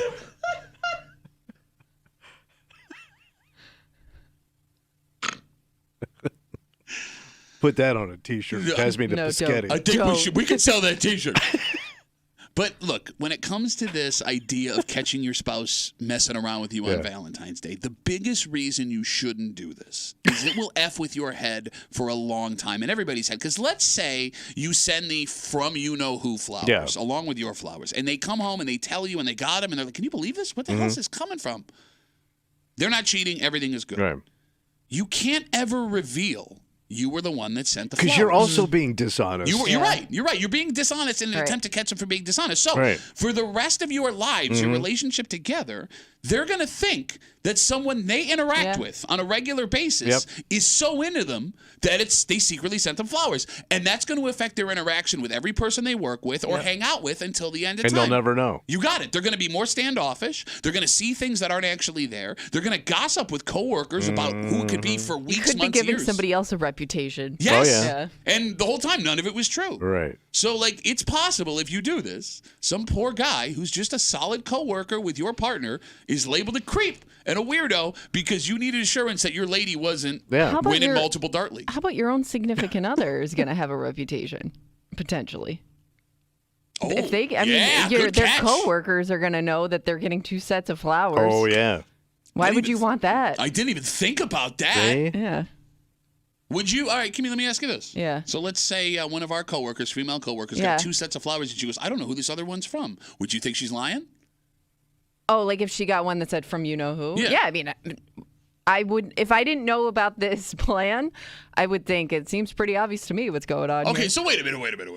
We have this whole discussion. You Yeah. know, don't do this. It's dishonest and this, that, and the other thing. And then you immediately go, without investigating at all, that chick's messing around. Yeah, because I wouldn't know somebody would go that far to try to catch their Oh, yeah. Okay. Because it's so, You know, I don't know, boyfriend, it's so, girlfriend cheating. it would be so rare to see that, too. Is it rare? I've never seen anybody get 2 sets of flowers at work. How many women do you work with that got flowers at work? Back in, I mean, salespeople and stuff like that. A bunch. Yeah, but none of them talk to you. No, but they were almost. Oh yeah. Is that why that dart league was so good back in the day? You know, we won every year. If you're The Radio Dart League. CMF Grand Champs. I would also worry, like, let's say, especially if these flowers are being sent to a woman at work, she may have fought so hard to get people to take her seriously, depending on her role at work. Ooh. And now this gives people a chance to say, see, she's sleeping with the client. That's a great You know, like, you're going to ruin Who would say things that? for her. What kind of guy would come out and say that out loud? I hope not. Nobody. And also, it depends what the arrangements look like. What? Because there's cheating arrangement and there's like husband arrangement. What's the break them difference? down. So a husband arrangement would probably be 6 to 12 Okay. and a nice little vase with a little note. Okay. Cheating arrangement, you looking at long stem in a box. In a box. Oh, in a box. Boxed roses. Oh yeah, long stem in a box. Cheating. That's an interesting theory. And that's expensive. You think the cheater is going to say that the side action send in Yeah. more expensive stuff? Yeah, he's setting up the next rendezvous. Long stem, you nasty. Know that. Some guy right now with a bouquet of long stem roses looking at him like, oh, crap. Damn it, Tommy! But you know I'm right. That's not a bad theory. Because that's top shelf, man. Those are really expensive. Yeah. By the way, you also got a bunch of guys who didn't do that, and they're sitting in their car with their wives right now, and they're going, "Shut up, idiot! I want a dozen short stem in a vase." Yeah. Your little stubbly collection. He's fine. All right, listen. Your partner loves you. It's Valentine's Yeah, Day. enjoy. The stress is gone. You got what you were going to do. Enjoy your day and appreciate Yeah. what you have. How about that? By the way, speaking of appreciate what you have, we have stuff to give you. Yeah, we're loaded up, right? Do not call yet. Yeah. Before 8 o'clock, we will have you that third row pair of tickets to see Journey February 22nd at the Blue Cross Arena, so sit tight there. But before we get to that, Tommy, you like to believe that you can look at someone and know they're a criminal. Oh, yeah. You just stereotype them right Yeah. away, right? You can't do it in this story, and it happened at a place you go to every single day. There was criminal activity. I know you're going to give this person the benefit of the doubt. I'm sure you are. But you shouldn't, especially based on the allegations she's facing. Oh, wow. And despite the fact that you won't want her charged, and a lot of people will try and make excuses for her, it's possible she was using the reasons you want to make excuses to get away with what she was allegedly trying to get away with. And we will tell you the story next to the break room on 96.5 WCMF.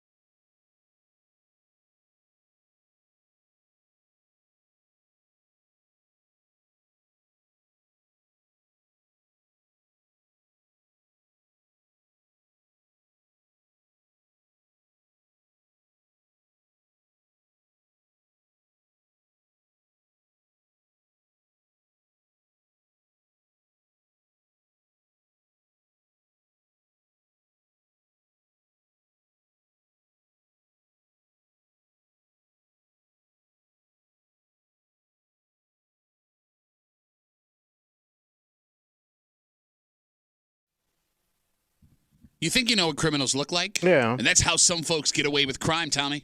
But in this story, you will not believe who was charged with taking a decent amount of stuff. And when this person was caught, Yeah.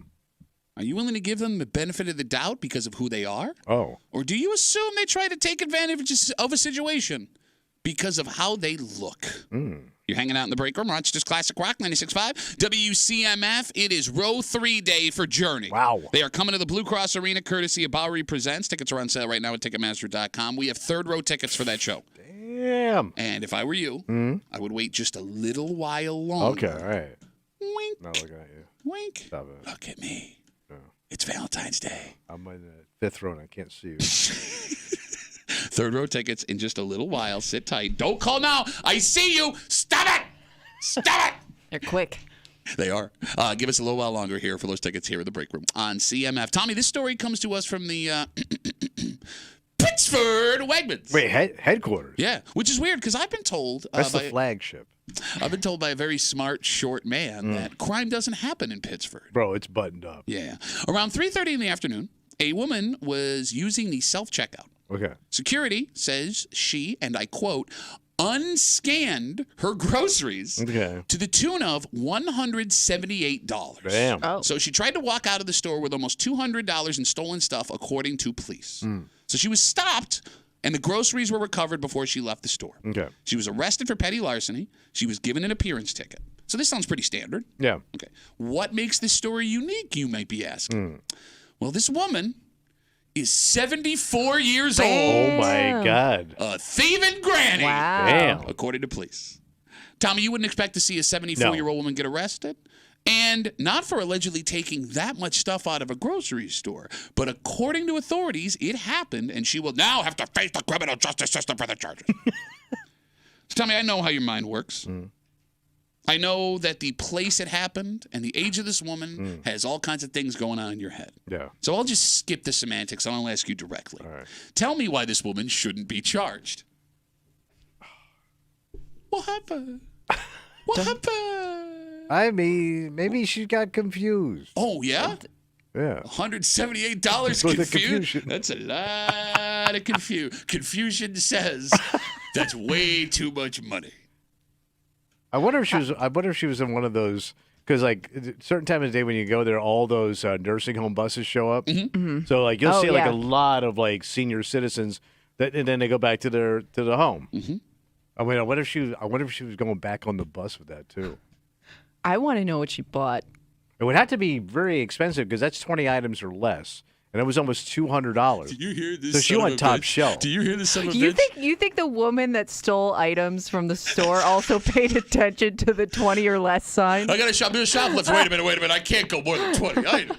I'm just You saying. idiot. Where does her morality lie? I don't know. She's fine with stealing, but she doesn't want to violate the suggestion of 20 Yes, items. Okay, gotcha. yes. Just making sure. So you're going to go with she was confused. I mean, obviously she could be a dirty old lady that was stealing. Oh. She I could think be some West Side granny.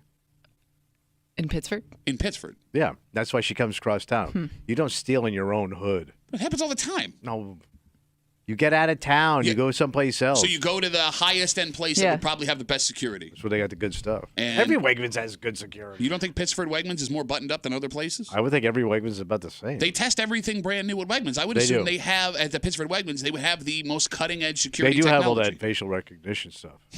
They do. Kimmy? I'm sorry, go ahead. I would think somebody that is 74 and caught for something like this isn't her first rodeo.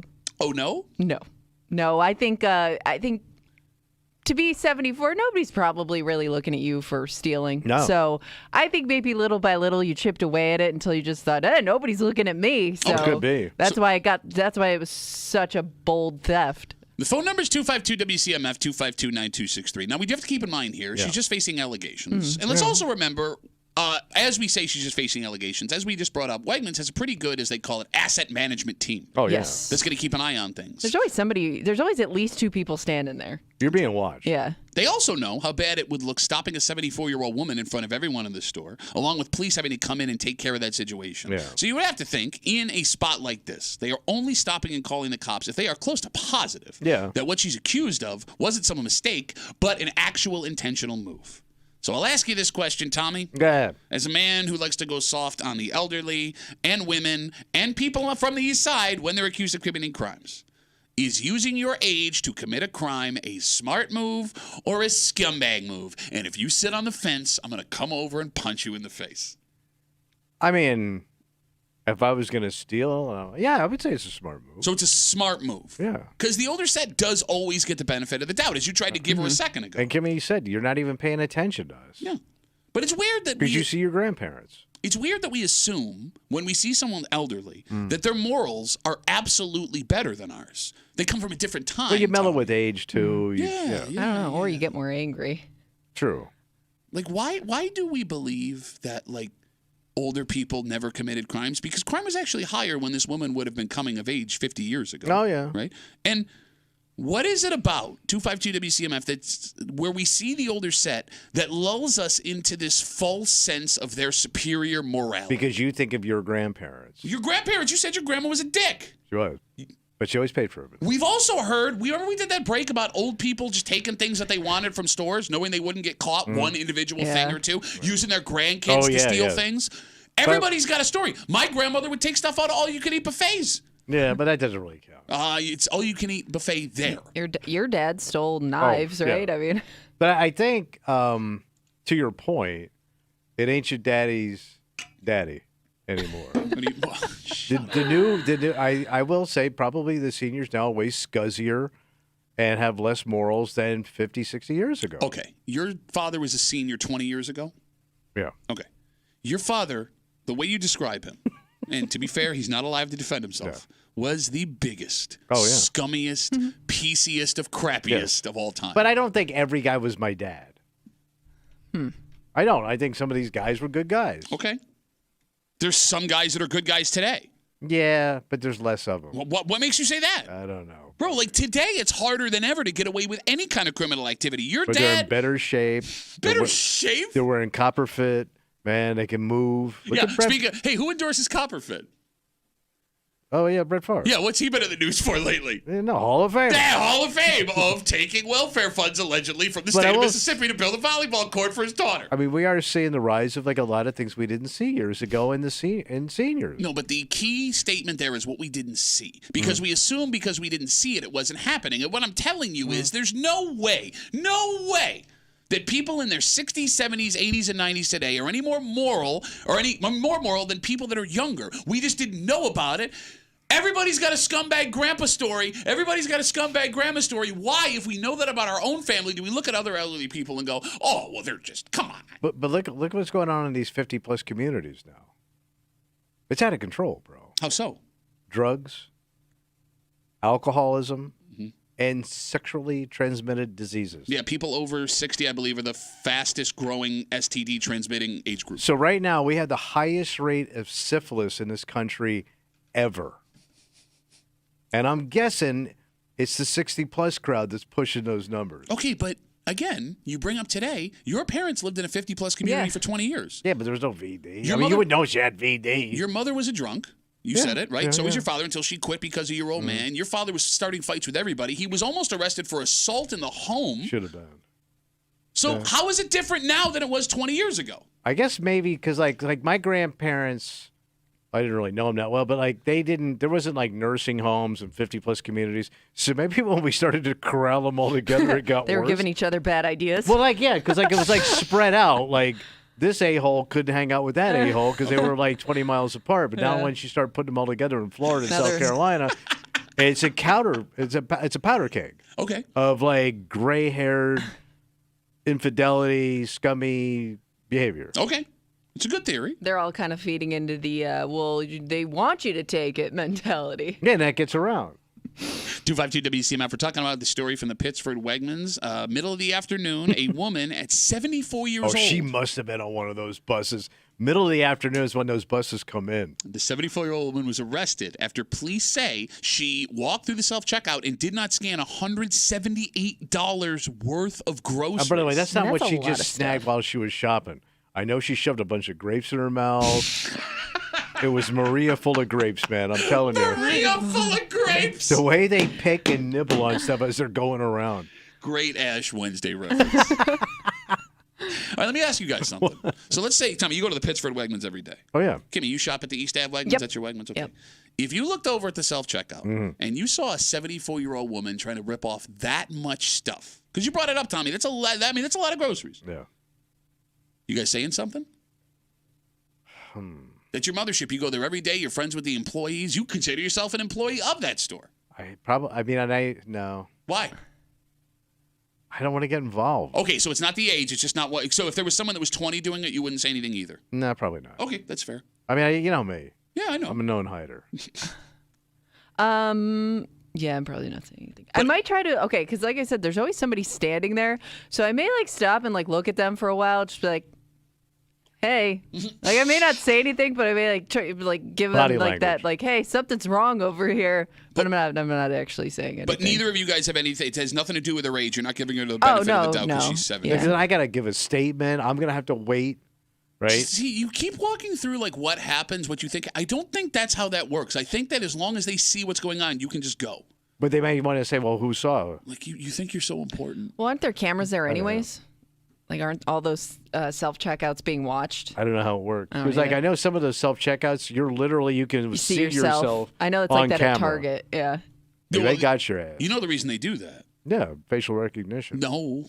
There's been studies done that show if you can see yourself on camera, psychologically you are less likely to steal. Okay. So That makes like sense. they don't have to put the TV screen when you're walking in and out. They want you to know we can see you, and if you can see yourself, you see yourself as being a bad person. Okay. We got Facebook messages coming in. You can always get us at WCMF or the Break Room Facebook page. Again, we're talking about this 74-year-old woman at the Pittsford Wegmans accused of stealing $178 worth of stuff through the self-checkout. Stacy writes, Duffy, you are a piece of shiznit, but she doesn't say that. You don't know what this woman's financial situation is. You don't know if she can afford food. She could be stealing to Stole survive. a lot of food for one 74-year-old woman. She goes on. She said she could be stealing to survive, and you're going to put a 74-year-old woman on blast on the radio. She isn't some typical piece of crap shoplifter. This is a different story. All right, first of all, yeah, go ahead. Go ahead. You were going to say. No, I really want to know what was in that shopping cart. You don't know that anything you just said is true, Stacy. Yeah. Okay. And I guess that statement would have been okay if it weren't for the last sentence, because she says this isn't some typical piece of crap shoplifter. This is a different story. What's a typical piece of crap shoplifter, Stacy? Why do you assume someone who isn't 74 is a garbage person? What if that, let's say, 25-year-old woman who has 3 kids at home and can't afford daycare, so she doesn't have a job, gets caught stealing $178. You would just see her picture. Yeah. You wouldn't know her background. Yeah. What if she's hungry? What if those kids are hungry? Why, Stacy, are you only assuming a 74-year-old woman is having an issue and not everyone who's arrested for shoplifting? What could be in your mind that would make you think that way, Stacy? Stacy Beth. Maybe she should, maybe she's struggling. No, okay, I get that you don't want to get involved, but I think that the morality of wives would be the most interesting here. What do you mean? Well, like if your wife saw somebody shoplifting at the store, 30 years old, she's jumping in, right? Oh, yeah. Would you do it for a 74-year-old woman? I would assume so. So it's just the morality is the morality. The circumstances do not matter. Yeah. Okay. Because like her and I, even when we watch TV shows, I'll laugh at things that she thinks are deplorable that I will find extremely funny. Okay. Well, at least nobody's being a hypocrite today, at least in this break, which is good. Yeah. Right? Crime is Oh, yeah, crime. we're on fire. Circumstances are circumstances. All right, you folks have been waiting. You've been calling the whole break, bothering Kimmy. Oh, come on. Trying to get in early. It's time. Monday, it was 5th row tickets. Yesterday, it was 4th. Today, 3rd row tickets to see Journey, February 22nd at the Blue Cross Arena, courtesy of Bowery Presents. Tickets are on sale right now at Ticketmaster.com. Call us, 8th caller, 252-WCMF, 252-9263. You are 3 rows away from Journey. Tomorrow, Yeah. Thursday, we have 2nd row tickets to give you. And that's it. Well, no, then we got 1st row tickets. Oh, Friday. No, Thursday.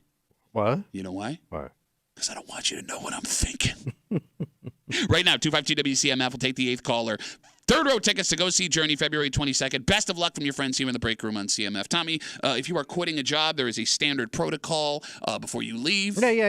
You got to give them a little bit of notice. Yeah. What's the standard? Yeah, 2 weeks. Yeah. Turns out 1 in 5 Americans don't really believe that. Oh. In fact, 1 in 5 Americans have given exactly no notice to anybody. And this might be the better way. Oh. We'll get into it next in the break room on CMF.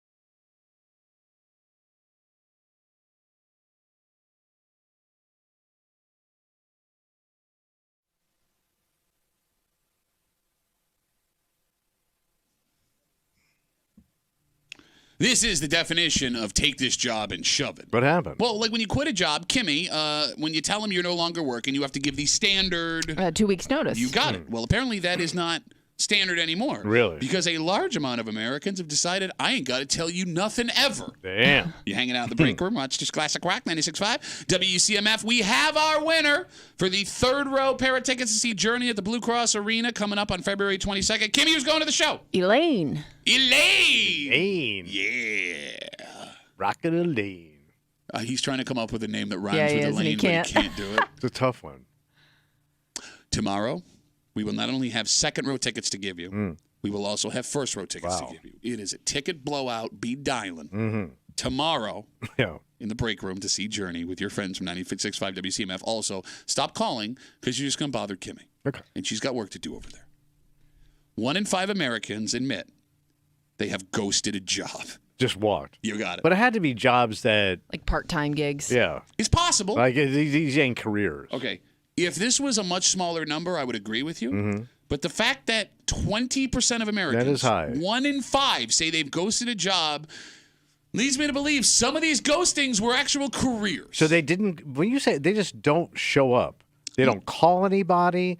It's just No show. I'm never going to make any contact and just not coming in. Straight up walked out. How do you do that, man? I mean, You just walk out and never come back. I wouldn't be afraid this is going to bite me in the ass somehow. Okay. Why? Because you're a scared ass bitch? Yes. Oh, it's time yet. I got to let the man know where I'm going with my life, even though he don't control my life. Because I'm a scared ass 1% lover little bitch. Because I know, like, you can't, like, you can't call up and get references anymore like that, like they used to, right? Well, I mean, look, there's ways around legally, it. but I'm saying, but word's going to get out Sure. that you walked.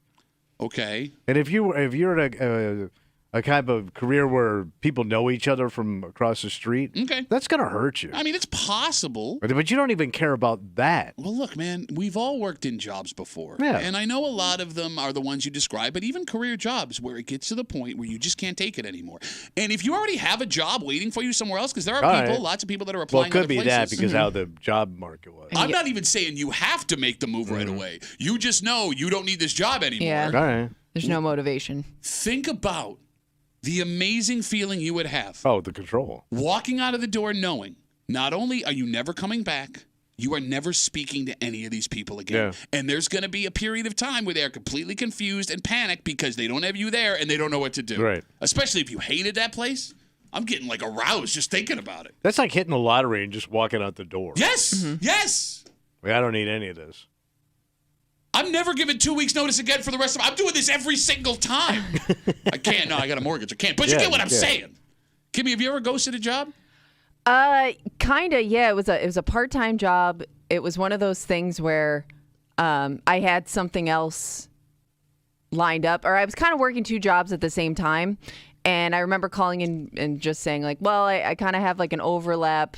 I can come in if you want me to. Okay. But they basically at that point are like, yeah, you're done. It's not really ghosting, though, because you gave him a heads up. I did, but at the same time, I was kind of like, yeah, I'm not coming in tomorrow.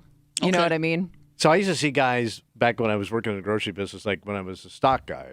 So, the trucks would come in, you had to unload them, and you stock out all night. And you would see guys that would come in, and we would start unloading these trucks, right? And you just knew, like, it wasn't for them. Mm-hmm. And the stand would say, hey, man, I'm going to go up front and get a pack of smokes. And they just leave.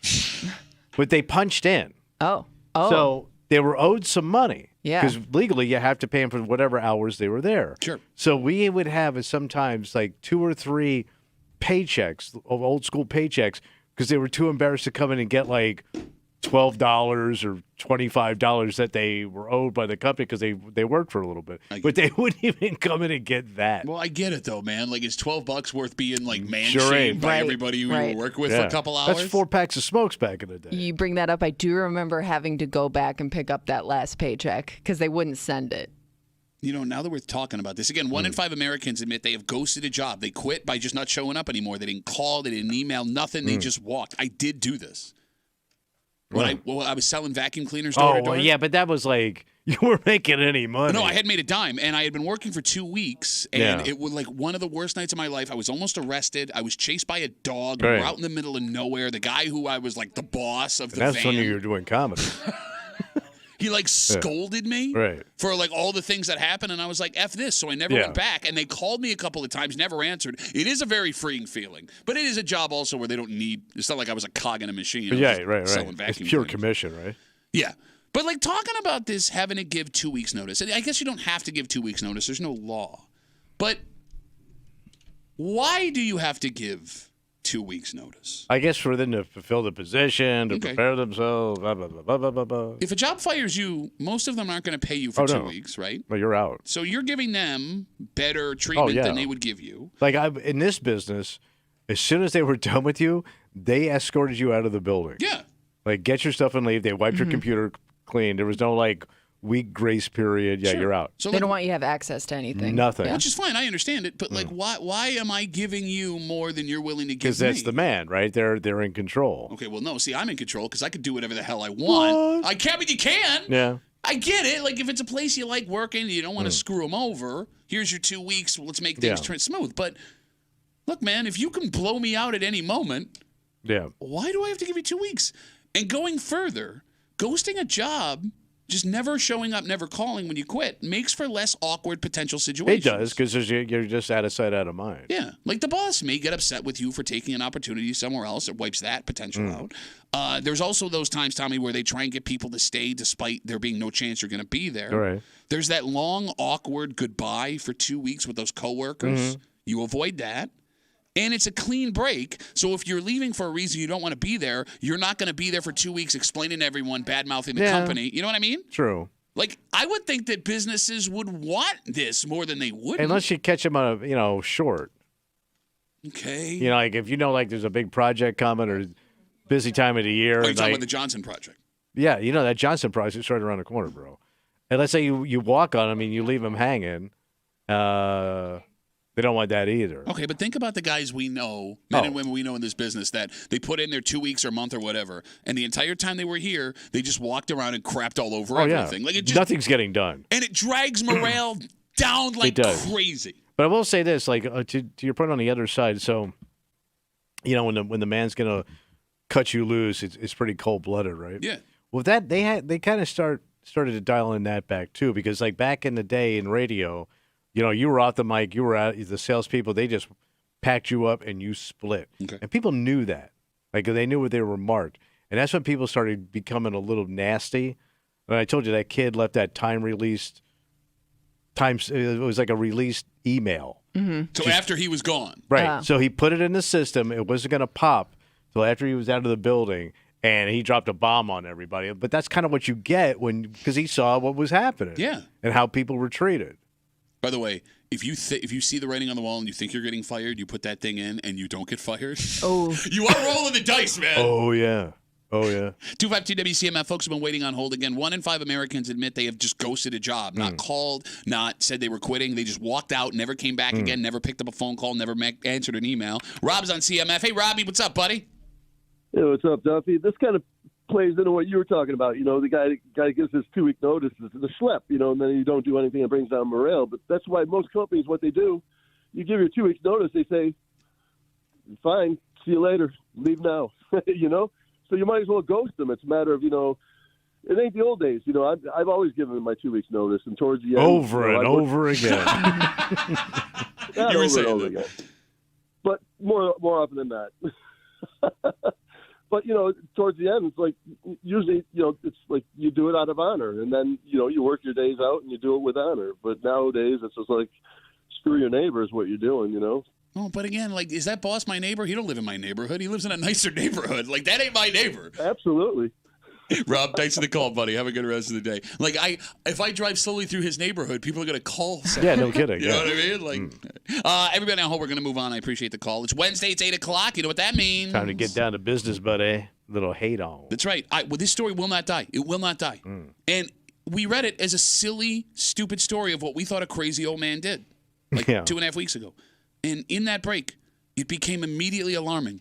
How many men were like, well, I do this. I do this. Well, I do this. And then after that, when the state DEC came out and said, wait a minute, guys, you can't do this. Please don't do this. The hate that they got for enforcing the law not being allowed to do this. Yeah. And you'd think that would be the end of it. But you're wrong, because we received a letter from someone who believes that the State Department of Environmental Conservation arresting a man for allegedly changing the color of an animal against its will is the government infringing on his freedom as an American.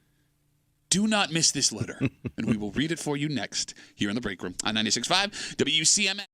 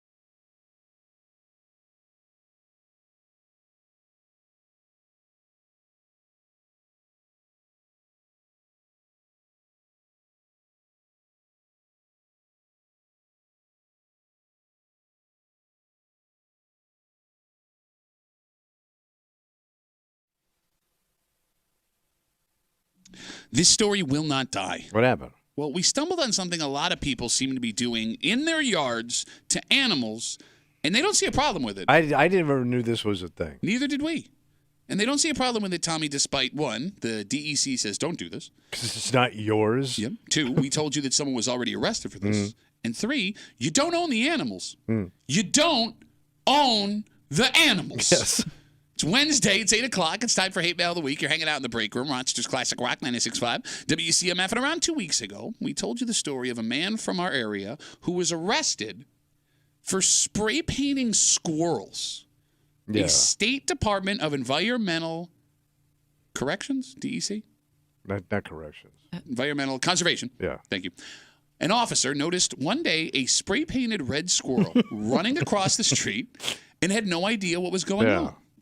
About 2 weeks later, authorities say a man who lived in the area was questioned and admitted to trapping squirrels in his yard, spray painting them while in the trap red, and releasing them at a park down the road. They had photographic evidence of these cages that had red spray paint all over them.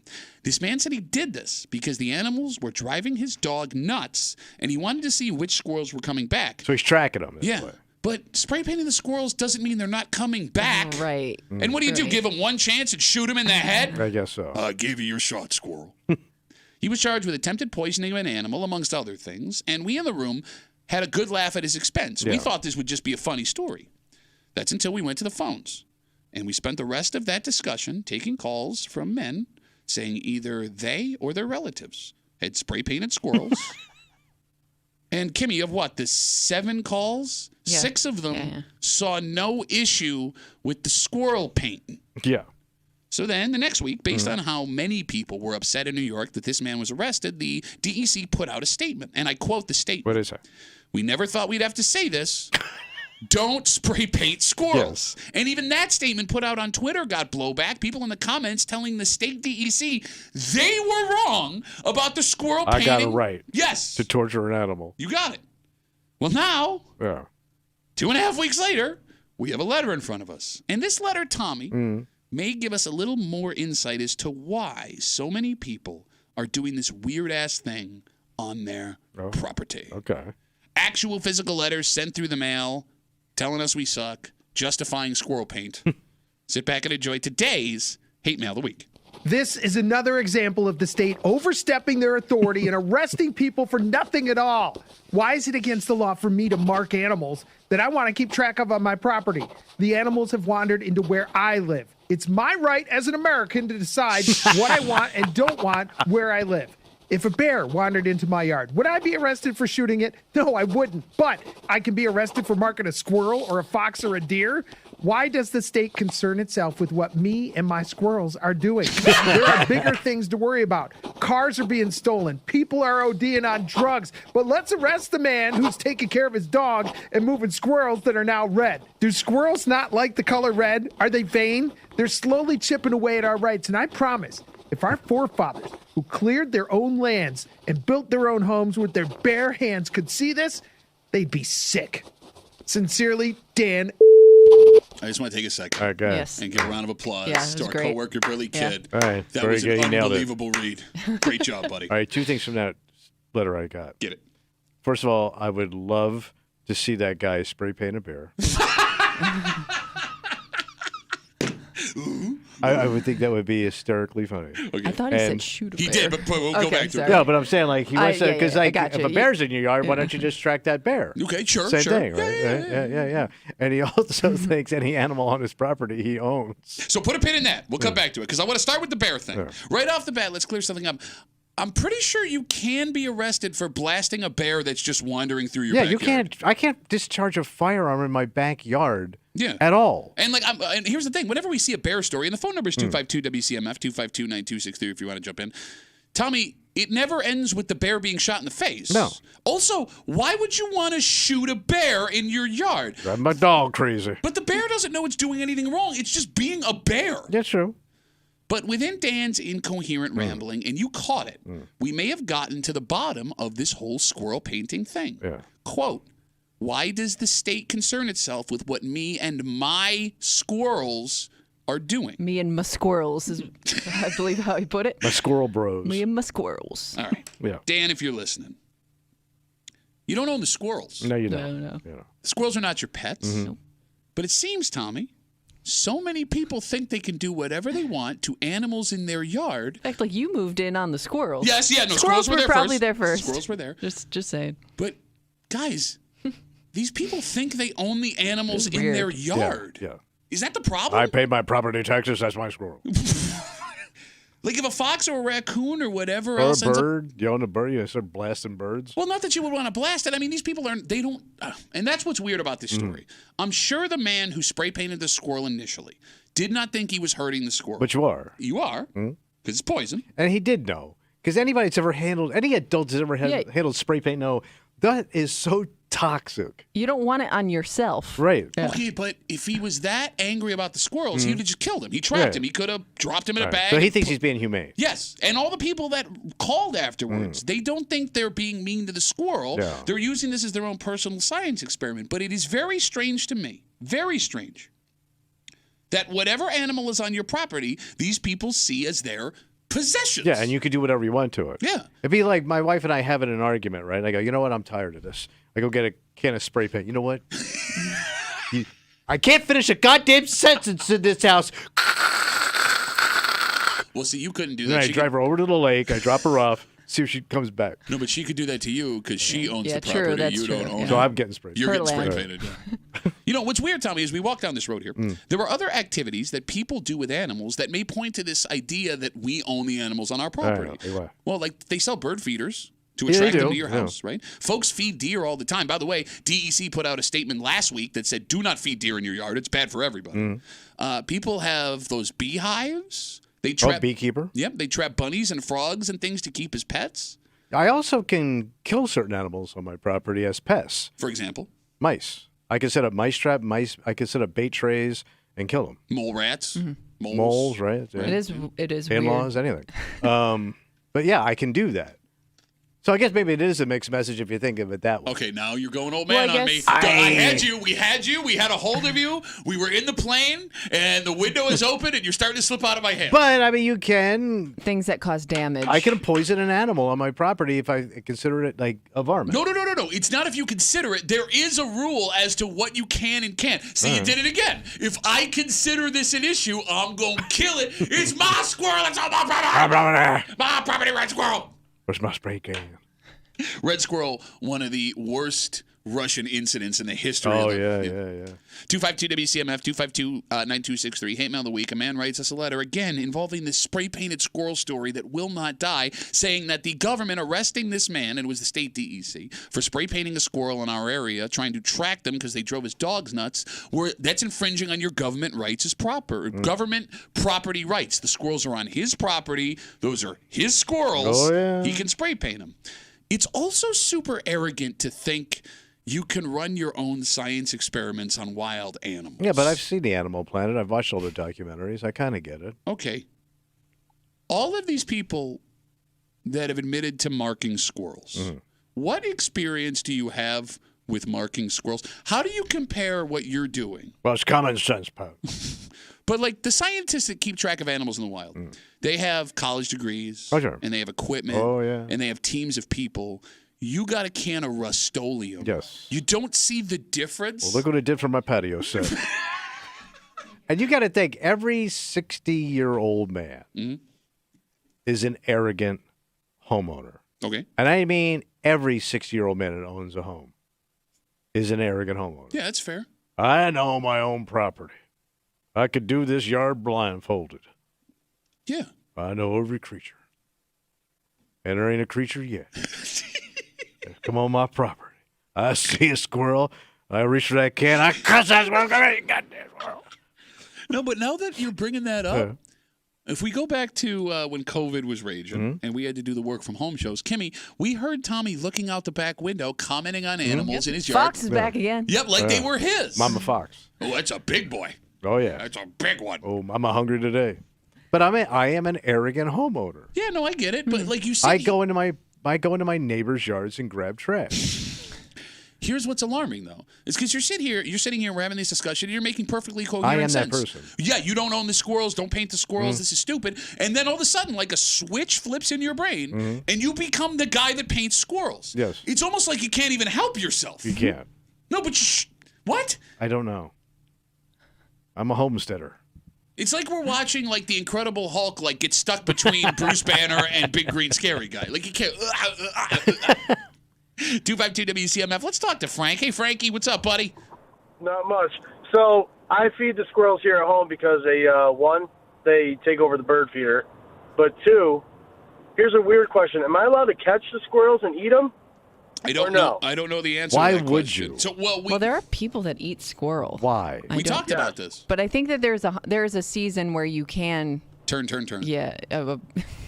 Every squirrel. There's a squirrel hunting season, is what we found out the last time we talked Don't about eat this. squirrels, man. Dude, they're not bad. It's a mixture of chicken and pork together. So you've had squirrel. It's a long rat. I would like to try squirrel. No, you don't. Nah. Bro, it's a rodent. It looks like a baby chicken in your hands when you're eating it.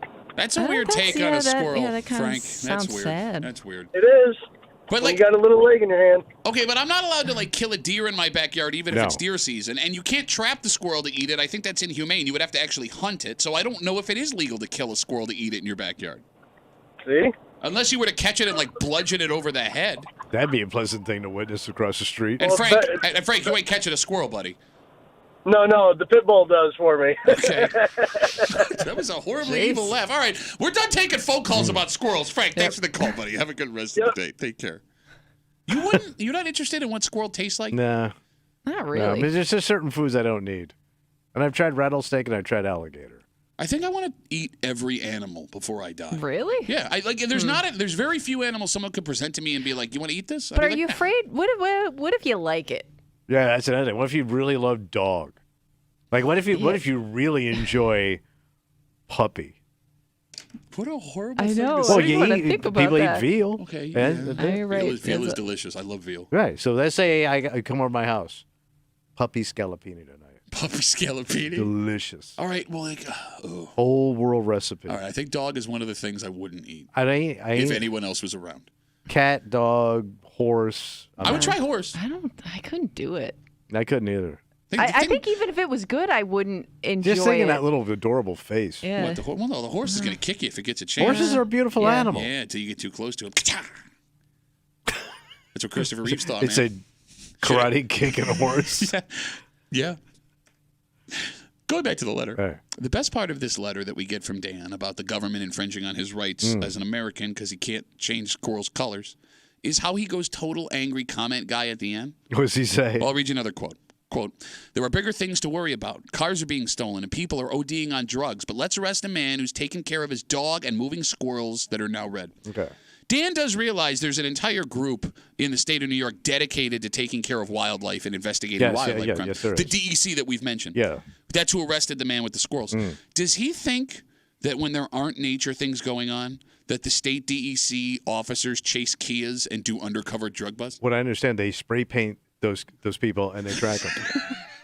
Bro, it would be like yelling at the postman because you blew your tire out in a pothole. Yeah. Yes, they both work for the government. Yes. No one doesn't talk to the other. Yeah, they don't solve murders. 252 WCMF. Let's take one more call and we'll be done with the squirrel All right. talk. Done with it. Mark's got the last word on CMF. Hey, Mark, what's up, buddy? How you doing? Good, Mark. What's up? I had squirrel is good eating. I don't use eat them, but I've tried them and they're good. Okay. But the problem I had with the squirrels is they tore up all my outdoor furniture, the cushions and stuff. They kept tearing them all up. Mm-hmm. So I got my game camera out and took a picture and make sure it was the squirrels. And then Who else do you think it would have been? His neighbor, Steve. Yeah. Yeah, the neighbors tearing up my thing. All right. So what I did is I trapped them, and then I took them for a ride outside of town and stuff, and I just let them go out of town. Hey, you know what you could have done? Bring your cushions ate in. Listen to I Pittsford didn't over kill here. them, but I transported them away, and I took them all in the same place, let them go out in the country, so they don't chew my furniture anymore. See, I would think like squirrels are like endless though? Like, aren't there Seems more to squirrels be. that are going to show up? Did Yeah, it some take of care of them the did, but problem? not like there were. Oh, interesting. These were rowdy squirrels. These Kimmy. The squirrels parents didn't had, raise them right. yeah. I don't Southern know what you did squirrel. to these squirrels. You know, Mark, I thought this was going to end as you like doing a mafia hit where you took the squirrels to a place where it was legal to shoot them and then you killed them. Hey, that's a good idea. My friend would do that. Don't do that. Don't do what I said. Leave the squirrel, take the cannoli. Mark, thanks for the call, buddy. Have a good rest of the day. Guys. Take care. There goes Mark. Okay, at least he left. A lot of work to go through on some crap ass That cushion. was nice of Mark. We're talking older guys I know. with patio furniture. Yeah. I mean, it don't get more serious than that. Patio furniture is a serious July issue. Listen to Tommy. You know, you should take your cushions in. You should take them inside. I do. You every day? Not every day, but if some of them, yeah. You take them in every day. Every So day. like we take the pillows in. You're such a bitch, dude. You're a man. You're a man. You're mad. That just said You're on a the man. microphone. With outdoor throw We pillows. take in the patio pillows Yeah. every day. Yeah.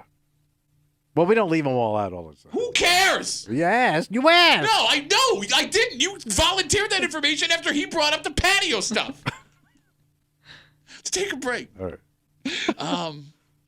You know, it's weird. We just had this discussion, like around the same time as the squirrel story 2 weeks ago. Yeah. We had an article in front of us about the best kinds of pizza regionally in America. Oh, yeah. They listed New York, Chicago, St. Louis, Detroit. Hollywood. Dip, dip, dip, dip.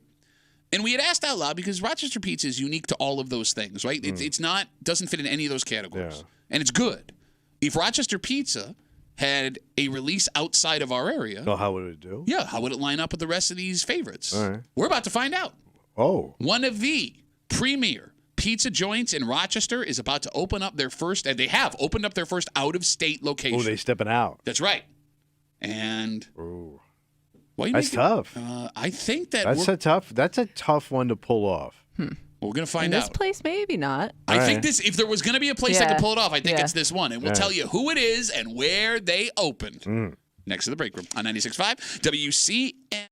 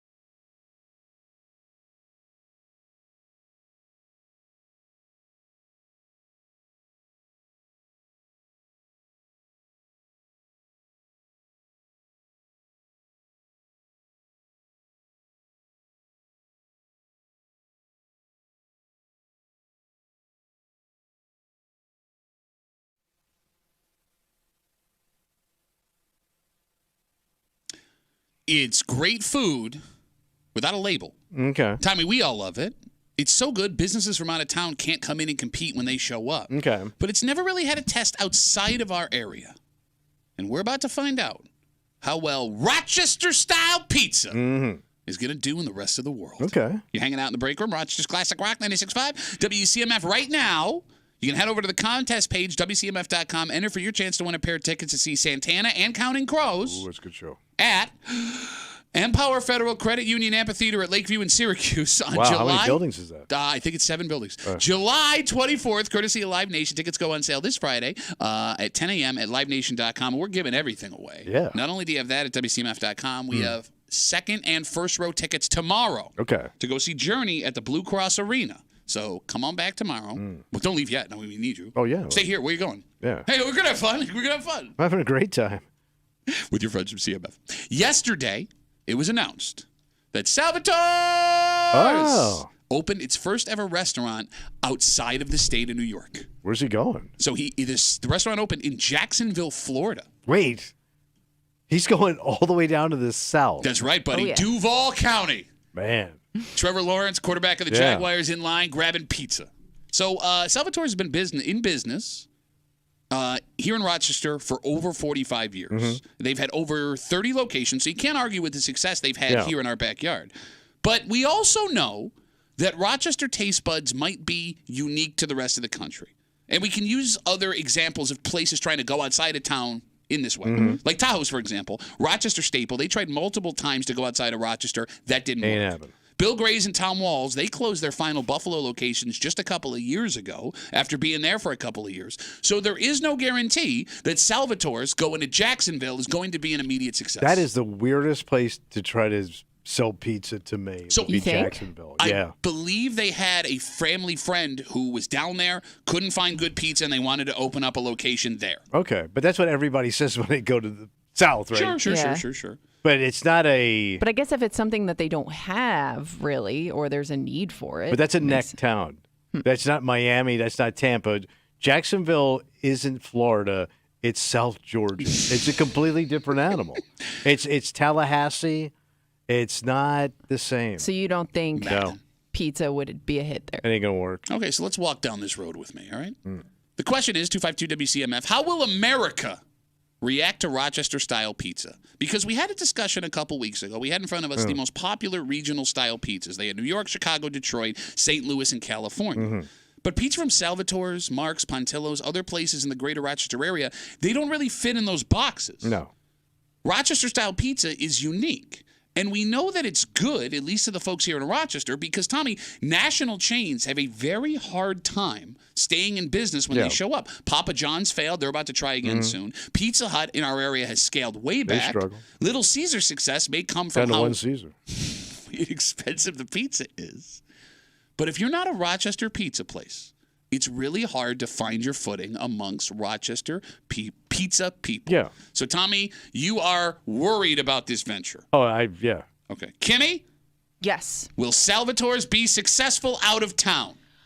I think so, and especially, I mean, okay, Tommy knows Florida better than I do, but I would think especially... No. He knows rich Florida. He don't know Jacksonville. I will say this. Nobody ever brags about Jacksonville. Florida Georgia Line did. If it's meant to be, it'll Florida be. Georgia Line ain't Jacksonville. It's right there. Yeah. They have the Florida Georgia game in Jacksonville every year, don't they?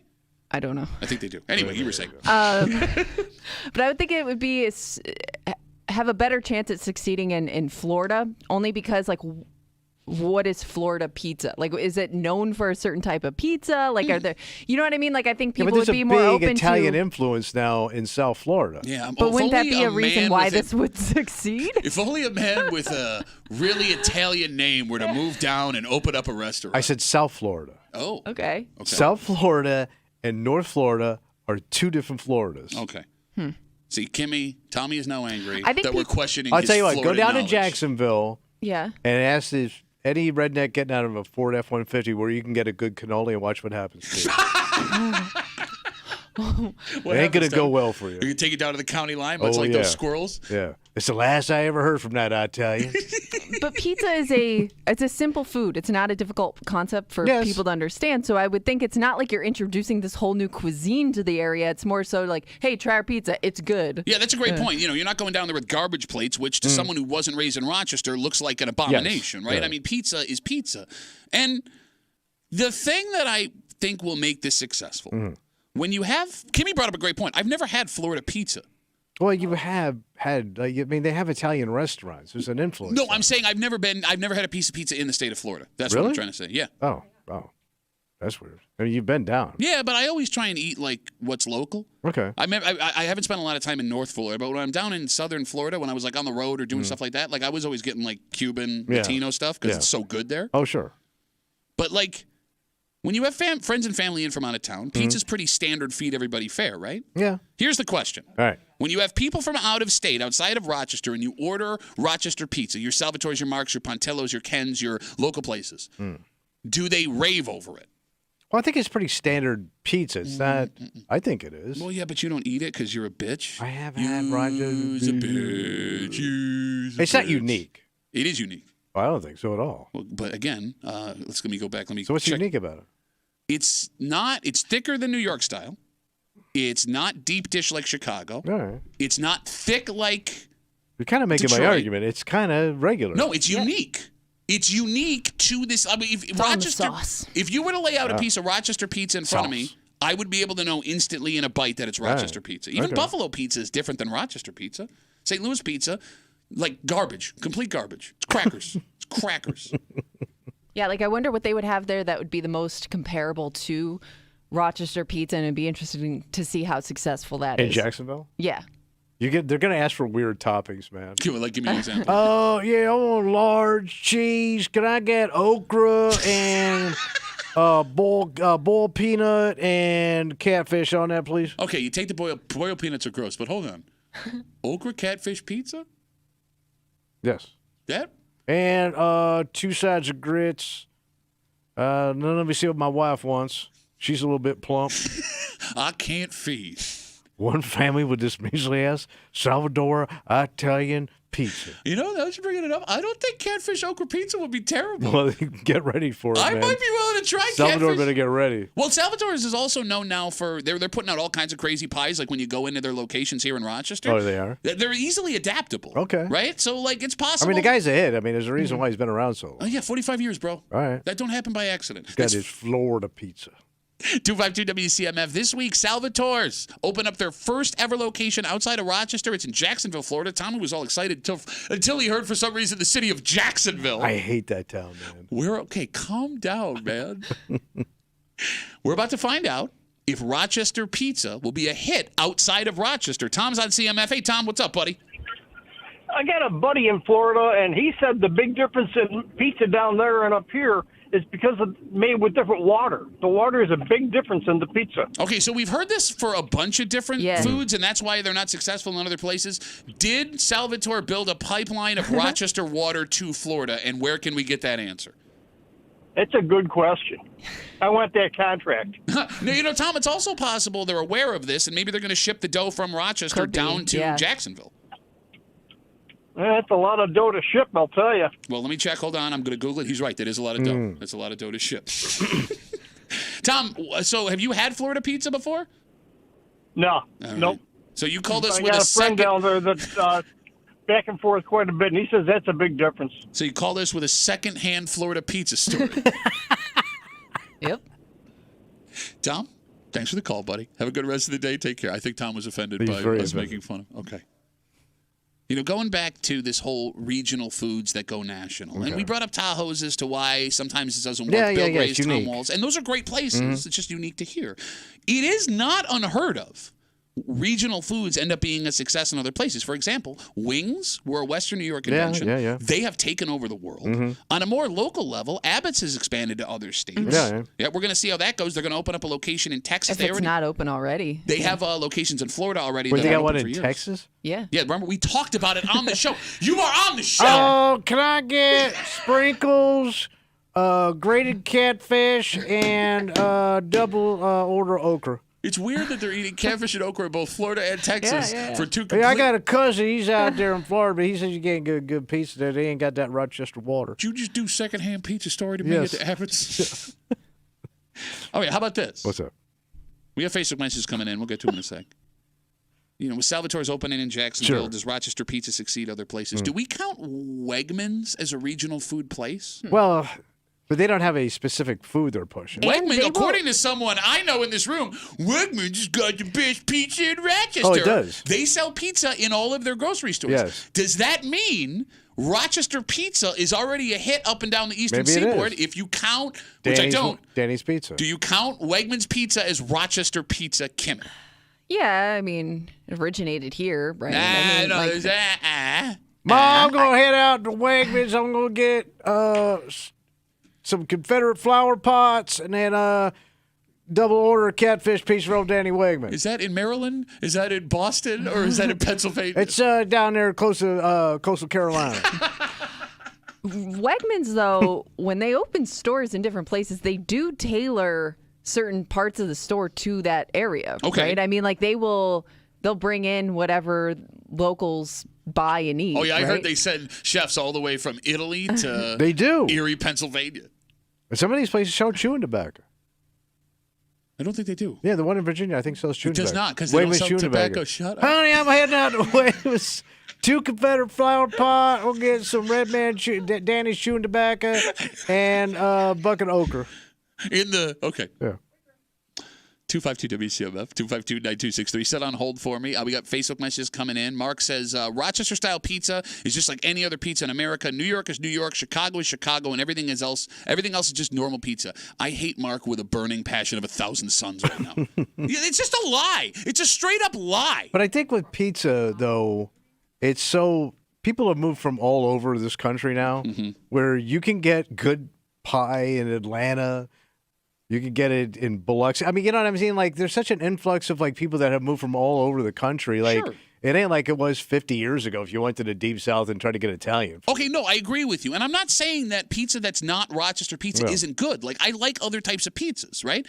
The question is, will this specific type of pizza work? And Mark is wrong when he says Rochester doesn't have a specific type of pizza. Because I have literally eaten pizza in like 40 states. There you have. And I can tell. You were a fat boy in many time zones. I would eat an entire large pizza by myself on a hotel bed with no pants on. That's a true story. That was my go-to move. And there's no freedom I know. like pantsless pizza in a hotel room.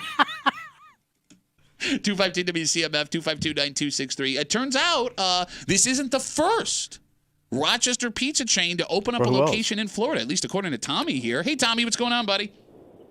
Yeah, this is young Tommy. So I'm from Florida and Rochester. Wait, hold on. We got two Tommies. We got two Tommies. But you're young Tommy. But you're both from Florida and moved to Rochester. You bet your ass. So in 2010, there was a Pontillo's in Sarasota, Florida, and it didn't last long and tasted totally different than any Pontillo's in Rochester. Because of the catfish. So then, Tommy, the key would be to keep as many ingredients the same as possible when moving down or out of state. Correct. And from what I heard, your previous caller, they blamed it on the water. That's what I heard when I was in Sarasota at that time. Correct. So did we get back-to-back second-hand Florida pizza story calls? Well, Tommy knows. He tasted the pizza, apparently. Hey, Tommy, let me ask you this, because you lived in Florida. What did the local pizza in, like a local pizzeria in Florida, is it better, worse, the same as pizza you've had here in Rochester? Much worse. Okay. Much worse. It's a dunk. Maybe there's a need. It's a dunk, baby. But you can't get good pepperoni down there. They make it out of armadillo. I would eat armadillo pepperoni. Wait. Well, no, they got leprosy. What you were saying? I'm sorry. What? Armadillos carry leprosy. Tommy, thanks for the call, buddy. I They appreciate it. don't. There are two What, animals. you're going to see an armadillo missing a leg? There are two animals in the animal kingdom that I believe carry leprosy. Wait, who human told you beings this? and Kimmy? I've handled armadillo. Yeah, and look at your nose right now. It's half off. Your mama didn't mind it last night. Doesn't make any sense, stupid. You didn't know that armadillos can give you leprosy? Because they don't. There's a certain species of monkey and armadillos. Sorry, what? You got awfully quiet over there. I don't think there's any in Florida. There's no leprosy armadillos in Florida? That's right. There ain't no armadillos in Florida. Look, man, I think this is going to work. I really do. Well, I hope it does. I like the guy. Yeah, no, I'm just saying from a food But you're going to be pushing standpoint. your non-armadillo pepperoni. I don't know if they're going to dig it. So, like, if I were going to walk into Salvatore's. Yeah, I'd like to get me a large leprosy pie, dumb armadillo meat, and all the extra okra you could spare. It's weird. Always okra. I know. I love okra. So I do love fried okra. Can you Google okra pizza? It has to exist, No, right? I hope not. That would be like some Cajun Louisiana thing. Down south? Yeah, but it's It good. wouldn't go together? I'm What? asking. No, I'm telling you, catfish okra Yep. pizza would work. So there, it seems fish pizza, man. it seems like I don't know. Wegmans sold seafood pizza for years. I'm sorry, Kimmy. it seems like it's common. There's grilled corn and okra pizza. There's like multiple things that pop up for grilled corn and okra pizza. I'm intrigued. I don't know, man. I like okra. I don't want to ruin it. All right, if Salvatore's hears this at some point, All right. I would like you to just do one fried okra corn pizza, whatever Armadillo it was. pepperoni. No armadillos, because I don't want to get leprosy. Everyone learned something today. I would go and buy that pie and try it. All right. We'll go together. Well, no, because you eat like a bitch. So do you. No, wait, man. I'll eat fried okra corn pizza like a man. All right, let's take a break. So it is Valentine's Day today. Yeah. But by total coincidence, it's also another major holiday, depending on what religion you are. Yes, you are. And what's funny is if you are a practicing Catholic, which, I mean, Tommy, there was a time Oh, yeah. There was a time. where this town was like Catholic town. Oh, yeah. You, it turns out, are not allowed to participate in anything Valentine's Day related. Oh. We'll get into it next to the break room on 96.5 WCMF.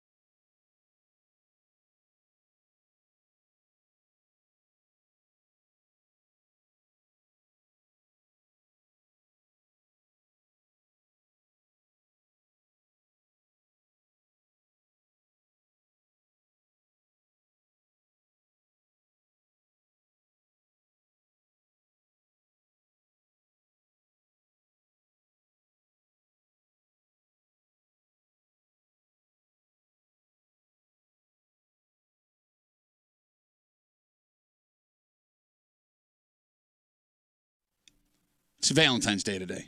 Oh, yeah, what happened? A day of fanciness and love and maybe a little extra. If you're doing dinner, that'll be nice. Oh, yeah. Chocolate, maybe some alcohol. chocolate. But it turns out, by complete coincidence, it's also fallen on another holiday. What's that? And if you are participating in this other holiday, you have no ability to do anything that has to do with romance. Yeah, I guess one shuts down the other. You're hanging out in the break room, Rochester's Classic Rock 96.5, WCMF. Very happy Valentine's Day to everybody. For all of you observing, also a very happy Ash Wednesday. Okay. Today is Ash Wednesday. It's the start of Lent leading up to Easter, and Ash Wednesday is defined as a reflection day, Tommy.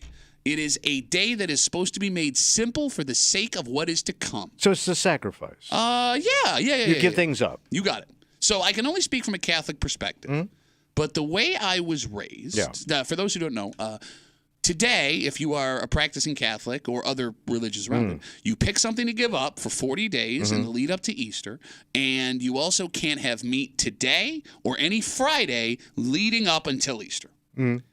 And if you are going by the book, there are other little things that they're telling you to do on Ash Wednesday, which make it impossible to, at the same time, celebrate Ash Wednesday and Valentine's Day. So what else I got to shut down? So Ash Wednesday is a day of fasting.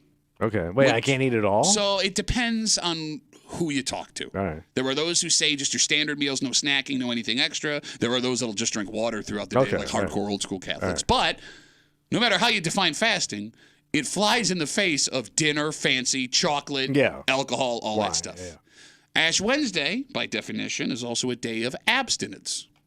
Abstinence. For those who don't know what that is, no sex. No touching. Yeah, which does not line up well with Valentine's Day. And Ash Wednesday is supposed to be, and I quote, a solemn day of reflection. Which means I got to sit around just all day and pray? Well, not pray, but think about me being a Catholic. Well, my relationship with God? I mean, I guess, whatever you define it as, but there would be no way to have a solemn day of reflection while celebrating Valentine's Day. No, you can't, yeah. And what's interesting is, now I know Valentine's Day, the way it is today, isn't the way that it was designed when it first started, but it's named for St. Valentine. It's a holy holiday. Oh. By old school definition. Okay. So if you are a practicing Catholic or whatever religion it is that you would celebrate Ash Wednesday, there's no way you can do Valentine's Day. No, you're locked down. Are there people that shut down Valentine's Day because it's Ash Wednesday today? You'd have to be from the older set, I'm thinking. Well, I don't know though. If you're participating in Ash Wednesday, you're pretty serious about your religion, I would say, right? Or are you doing it for your parents? Okay, well then, if that's the case, maybe you don't care.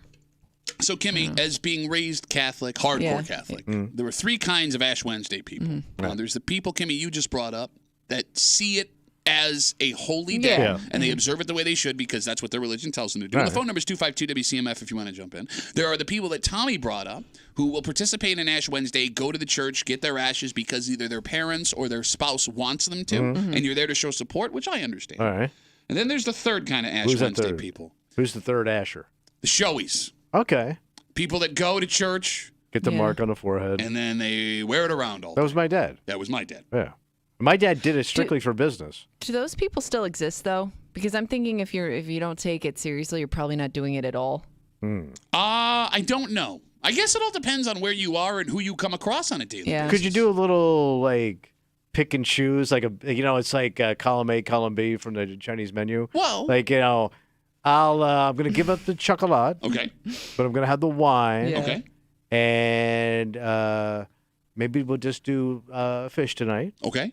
But we're going to have us a little mommy-daddy time in the bedroom. So here's the thing. I mean, everyone's relationship. Right, so then I'm kind of cool. Everyone's relationship with religion is different, right? So you can do whatever you want. But if you're going by the lay of the land, several priests they have interviewed in stories have come out and said it is impossible to celebrate Valentine's Day. Half-ass it. Yes, and Ash Wednesday at the same time. So if you are a practicing, observant, religious person, you cannot do Valentine's Day and Ash Wednesday. All right, so then you kind of do the Mardi Gras way where you party the night before, then you shut it down on Wednesday, right? So you have, you could just have a hell of a Saturday night before, just move Valentine's Day. You could. You absolutely could. And then you're cool with the Catholics, right? Yeah. With God. Yeah. Catholic God. Well, if you're observing, the way they did, by how they defined it. So you can get nasty on Saturday and then shut it down on Wednesday morning. Because that's the whole concept of Mardi Gras. Which is also weird, but we'll touch on that in a sec. You were going to say something. Put your shirts on and get to church. I would assume this would maybe cause some issues on your Valentine's Day, only because if you and your partner would really have to be on the same page, Yes. religious-wise, taking it seriously for it to work for you. Oh, I disagree. I think if one person is that religious, because I actually have a friend of mine, his wife is very religious and he's not, Yeah. and, you know, they work together. It works if the wife is religious and you are not. How many men are religious and their wives are not that you've ever met? Daddy's religious, mama ain't. Yeah. None. Which is my favorite Ribs Arkansas song, by the way. Daddy's religious and mama ain't. That's why he ain't gonna see that taint. What the hell? I think I can say that. You can. You shouldn't have. You didn't think I could rhyme that, did you? No, I knew exactly where the rhyme No, was you going. thought I was going no, taint. Everyone knew. Taint, Arkansas. Everyone knew where that was going. Nobody wanted it to happen. No, but like everyone I could think of where one Mama is, can shut down anything. everyone I could think of where someone's religious in a relationship and the other one isn't. The wife is religious, the husband is not. Yeah, but mama wins, right? Yes. Even when it comes to sin. 252-WCMF, 252-9263. Not only is it Valentine's Day today, it is Ash Wednesday, the start of Lent, leading up to Easter for Catholics and folks that have religious close to Catholics. Multiple priests that have been interviewed based on what the day is all about. Fasting, day of reflection, solemn, you can't eat meat. Say it is impossible to both celebrate Ash Wednesday the way that it's supposed to be and Valentine's Day at the same time. Let's talk to Mike. Hey, Mikey, what's up, buddy? Hey, guys, how you doing today? Good. Hey, I just wanted to give a shout out. 30 years ago today, I got married on numerous nuptials. Oh, my God. Wow. Are you still married? Yeah, Tommy, you remember that, Tommy? I do now. Mapledale Party House, baby. Hell yeah, 82 other suckers doing the same thing. Are you still married? Yes. Holy Wait. crap, you made it? Wait, Okay, let me catch everybody up. I'm sorry. All right, go ahead. There are a lot of people that are younger. Yes. WCMF back in the day used to do this thing called numerous nuptials where you would let people come down and get married. We'd have a judge and everything, and Wheeze and Judge Bristow. yeah, and the whole crew, and they would get married, and it would be like about 80 couples. And you would have a bachelor party, a Bachelor bachelorette party. families would come down, and it was like All soup in to one. nuts. Yeah. And you made it. You've been married 30 freaking years at numerous nuptials. 30 freaking years, baby. Damn. So you got to be the one. You got to be the only one that made it. I worked with a woman That's at what I Wegmans. want to know. I want to see the stats on who made it so far. I worked with a woman at Wegmans, and this was 15, 20 years ago, but she was still married, and she got married at one of the first numerous nuptials. Damn, that's insane. Because you would look at this field of people and go, this cannot work. He's talking about you, Mike. Oh, yeah. No, Mike was one of the It good worked. ones. Hey, I had to have my wife's father had to be there. She was only 17 when we got married. Thanks for the call, bud. Have a good rest of the day. Take care. Well, that took a turn. The bouquet was a bag of Coke. Maybe I'm going to start going back to church. Yeah. That phone call made me feel icky. They don't want you, man. They want everybody. Did you not see the commercials during the Super Bowl? Yes. Thanks for bringing the mood down. I just like the thing that It's an expensive ad. Yeah. Well, look, no, Kimmy, if there's one thing that I'm sure works perfectly, the guy who you say everybody should be jumping in on, Jesus, right? If you read the book, he would have been totally fine with spending billions of dollars on multiple Super Bowl commercials. Yeah. Wedged in between, like, beer ads and pickup trucks. I still feel guilty to this day. It's like I'm not About practicing Catholic anymore. Yeah. But like I was raised very Catholic. Like we got. Well, you went to school. Well, we went to Catholic school. We got our ashes. Like I had to get my ashes that day, even before I was in Catholic school. Like my parents would take me so I could have them all day. You don't wash the ashes off your head. You let them come off equally, and you don't eat meat.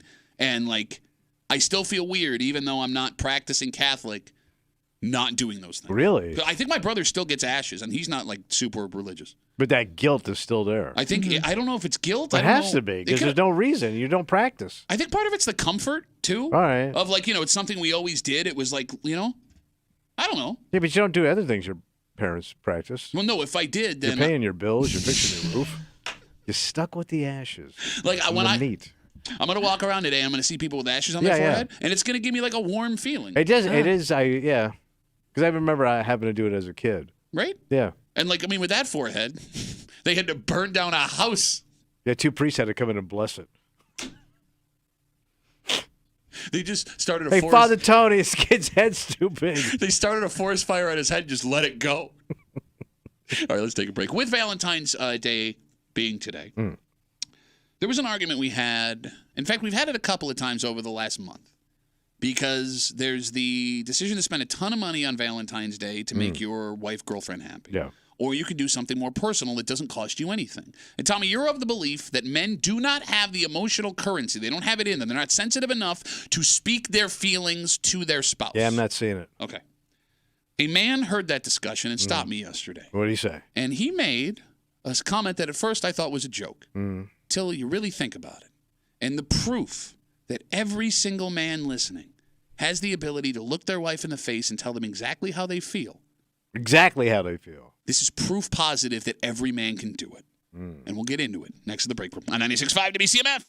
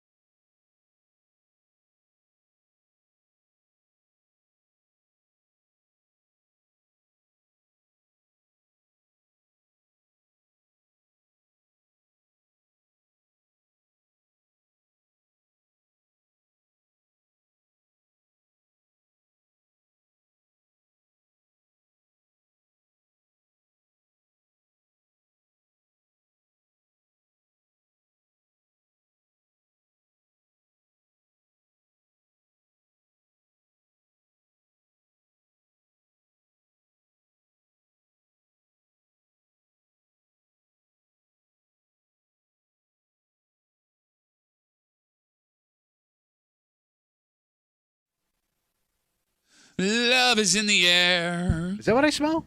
No, I just ripped ass, actually. Seriously, I'm sorry. Oh. It's a romantic day, and ideally for your lady, you want to make it a romantic evening. You want to set the mood. Oh, yeah, buddy. And your romantic creativity as a man can do that. Yeah, step up. Tommy, you're convinced that men don't have it in them. No, they don't. To create a truly romantic environment on their own. But a little tidbit that showed up by accident yesterday may prove, in fact, does prove, that you and men like you are wrong. We suave. Suaver than we could ever imagine. Okay, when's it going to show? I don't see suave anywhere when I walk around. It's been happening for the last 80 years right Suave. under our noses, yeah. Where are they suaving? You're hanging out in the break room, Rochester's Classic Rock, 96.5 WCMF. If you want to watch the show, Go watch us be suave. you can log on to the Odyssey app, WCMF.com, YouTube, and Twitch. If you want to find us on YouTube and Twitch, you can get us at the break room, WCMF. Like, subscribe, watch. You can check out Tommy's very romantic outfit today. Oh, yeah. Could you be more drab on Valentine's Day? It's free. By the way, It's pretty cold. I mean, we're all kind of drab. You ain't. What are you We're not wearing? wearing our a brightest hockey red. hoodie, RIT zip up. By the way, we're the only show that doesn't have everyone in red. Everyone else went Oh, festive. really? They Oh, went they did? themed? Yeah. Oh.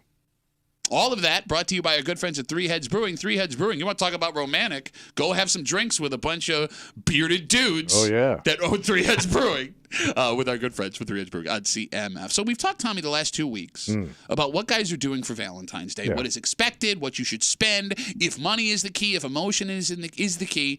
And none of us in this room can agree on anything. No.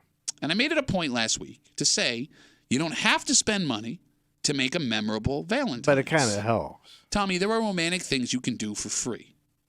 You can, Okay, dead of winter. Yeah. It is like 8 degrees outside. You don't have to leave your house. Okay. You can write your wife or girlfriend a poem.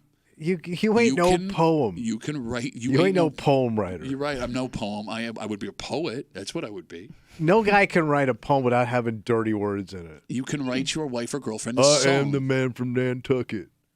Come over here. Yeah, we know how the poem goes. You could write your wife a song. You could write your A song? You're going to sing a song with your crusty man mouth? I gave my love a cherry that had no strawberry. Kimmy doesn't get that reference. I don't even know what you're saying. Thank you. It would suck. That's an American standard. Something as simple as a letter explaining to her how much she means to you. Let your lady know how you feel in your own words. And you think that is stupid. Right, because it's going to come across poor.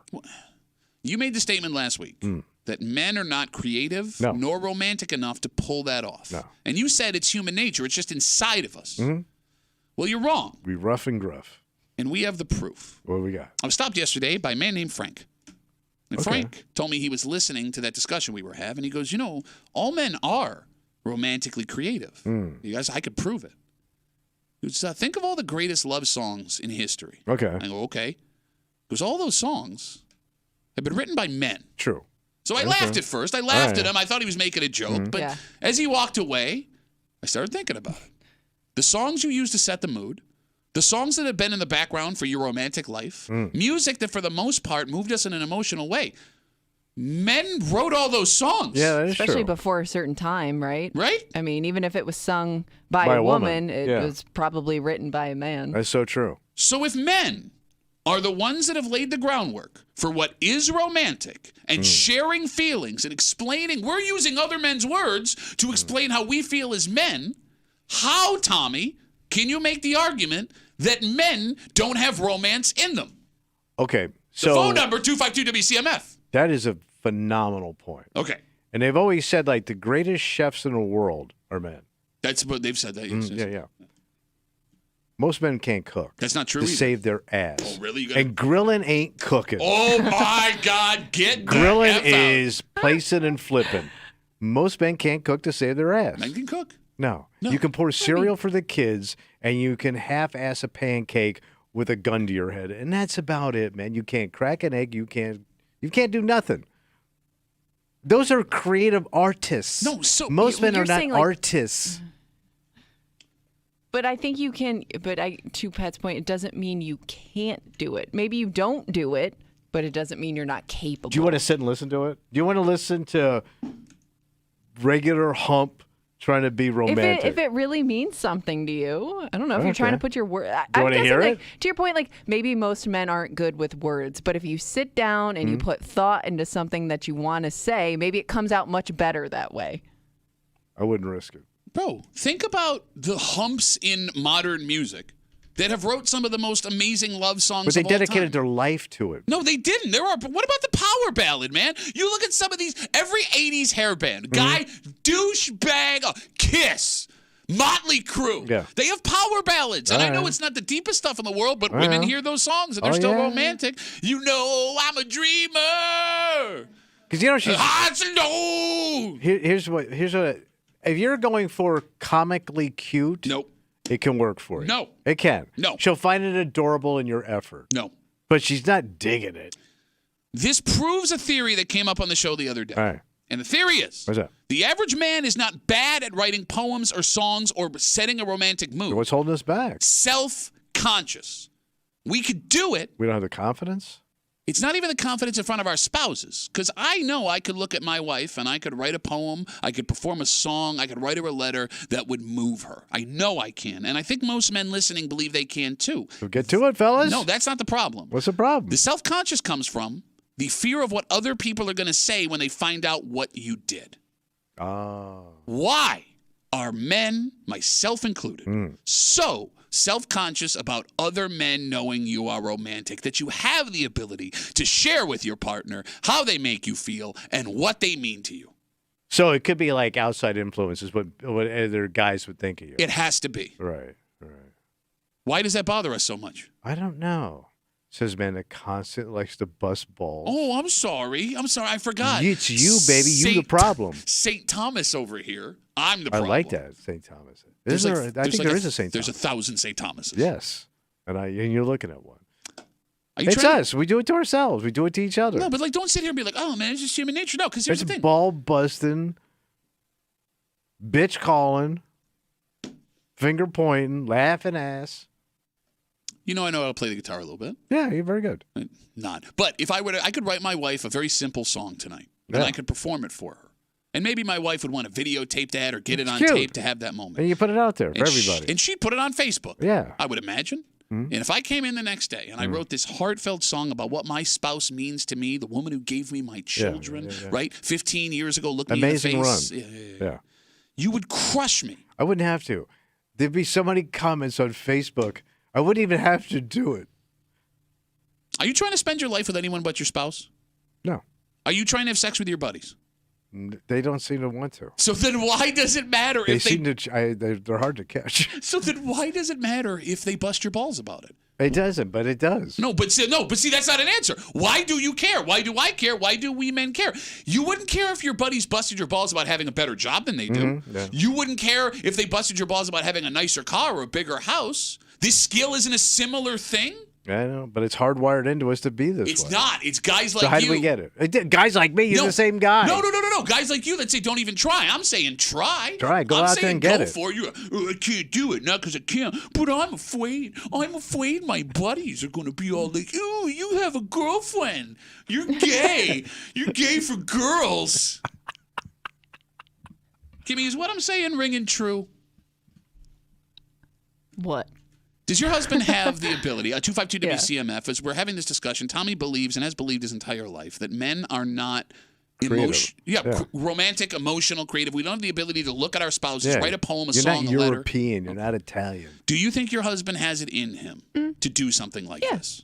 Yeah. I mean, I'm not an emotional person. No. But whenever, like, the few times when my husband, like, actually, like, puts his thoughts down on a piece of paper or a card or whatever it is, get a little choked up. All it's right. nice. It's nice to hear those inner thoughts that you don't always share with your significant other. I will say this, quick sidebar. You know, when Kimmy and her husband got married, they cheaped out and they had me do it. Yep. I married him, right? Yeah.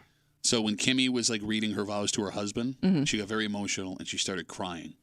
And I have never been more uncomfortable. Oh, sure. I'm standing a foot from her and I'm watching water fall out of her face. And they're happy tears. Yeah. But like the fact that Kimmy showed emotion to this day bothers me. Yeah. Try to block it out. You know what I'm saying? Yeah, it's awkward. So you think your husband? I'm sorry. Go ahead. But yeah, I mean, like I said, it's not like my husband is somebody that expresses that stuff all the time. So you know, when he does, it means a lot, and I think he's good at it. So I always say, because we all know guys that can do this. Like they're very overly display of affection towards their wives and their girlfriends, right? I love you. You can't even use English to not call them bitches. Like, you need to. But we kill those guys. I don't. Oh my God. Okay, there's one guy, but they're just doing it for attention. Thank you, and that's that guy because we go like, oh, are you trying to impress me? Are you trying to?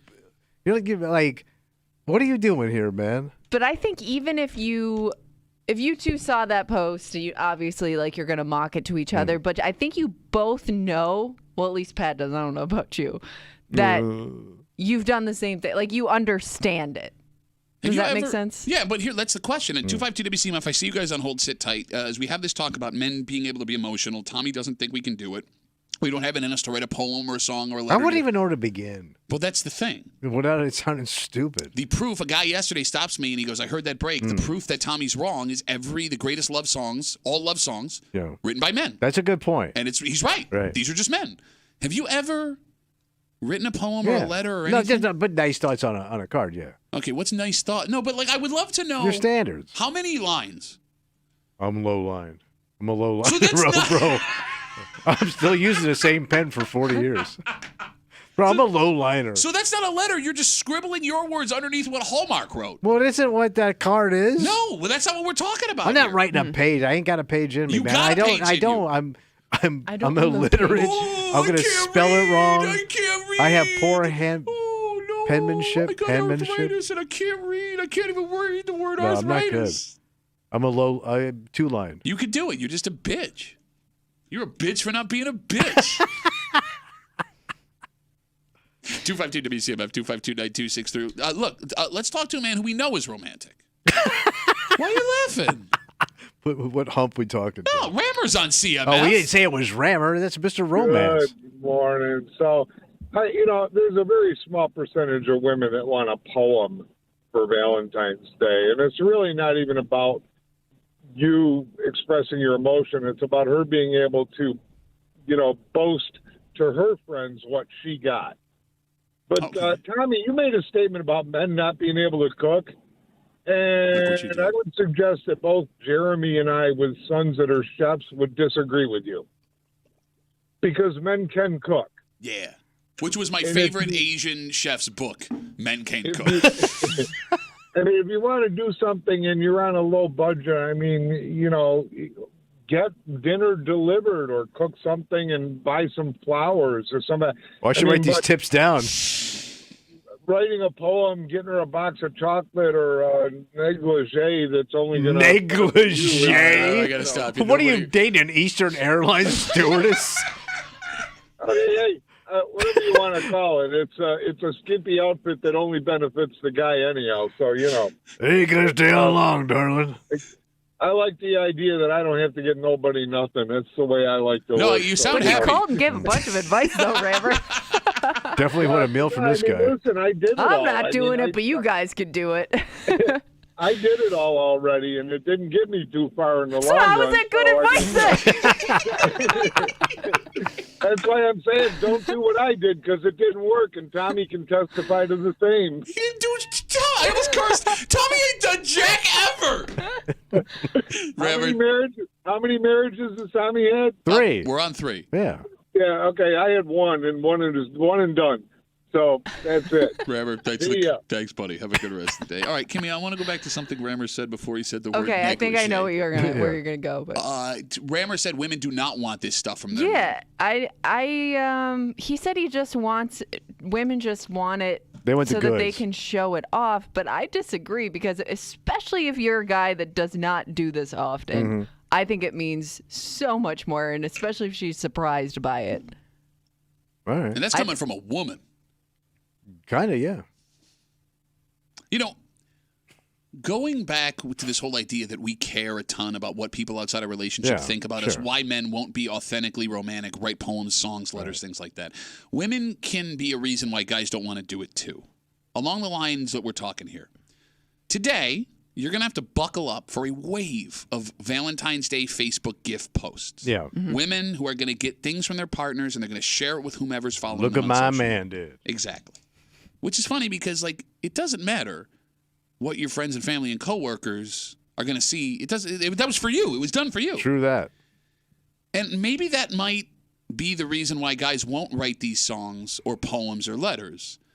Because if Valentine's Day is truly an intimate and romantic day, which women are selling us that it is, if you were to keep, if a guy knew that poem or letter or song or whatever was truly going to stay between them, you'd be more likely to write it. If it was in lockdown. Exactly. Yes. Yeah. Because Kimmy, he brings up, I could see a woman being so moved by a poem, she photographs it and posts it on Facebook. Yeah, I don't think that's uncommon, no. But if it stayed private. Yeah, and it's supposed to be for us. Yeah. It's an intimate You're thing showing between a a couple. side of yourself that you're only comfortable showing to maybe one or two people in your life. Exactly. It's for you. Yeah. So, look, I get that women have every right to look at guys and say, you don't try hard enough, you're not romantic enough, why don't you give me this effort? Right. But if you kept it in-house and the guy knew he was... Keep your mouth shut, ladies. No. It's very possible that you would get what you were looking for. Okay.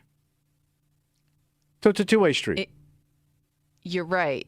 I do think that there is, and I think maybe this is a small percentage, but a small percentage of men who want that stuff to be shared. Oh, no, you're right. We know those guys. Yeah, but those guys are wide open anyway with their crap.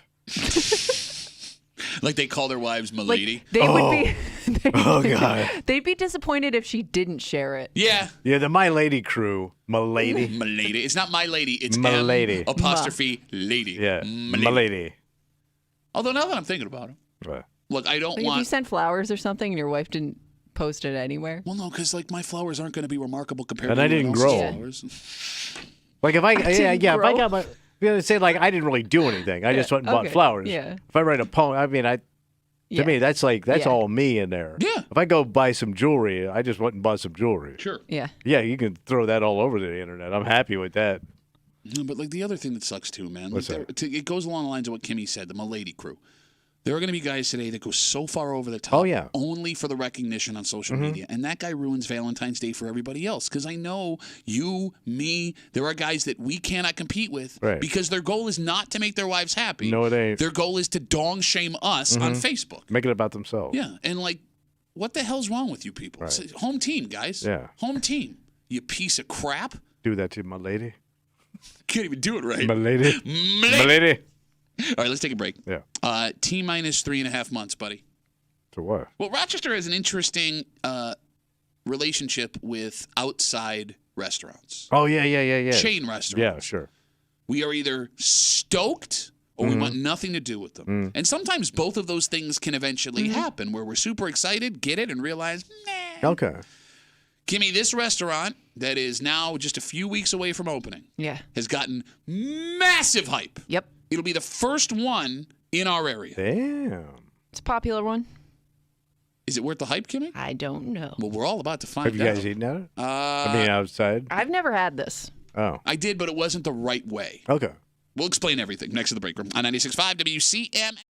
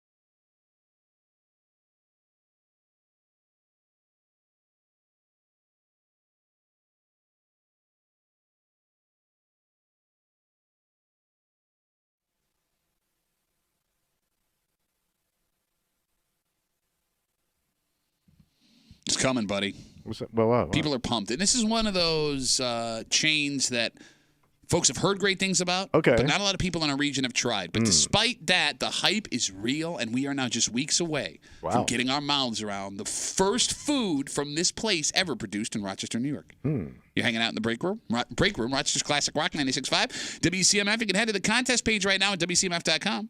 Enter for your chance to win a pair of tickets to see Santana and Counting Crows at Empower Federal Credit Union Amphitheater at Lakeview in Syracuse on July 24th.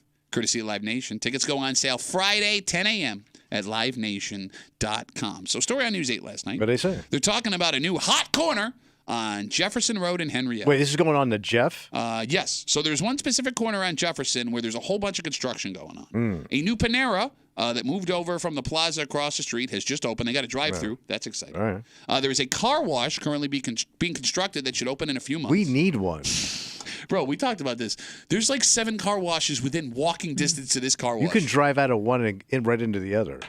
But the headliner of this story, Tommy, we are T-minus about 3.5 months away from Shake Shack. Oh, okay.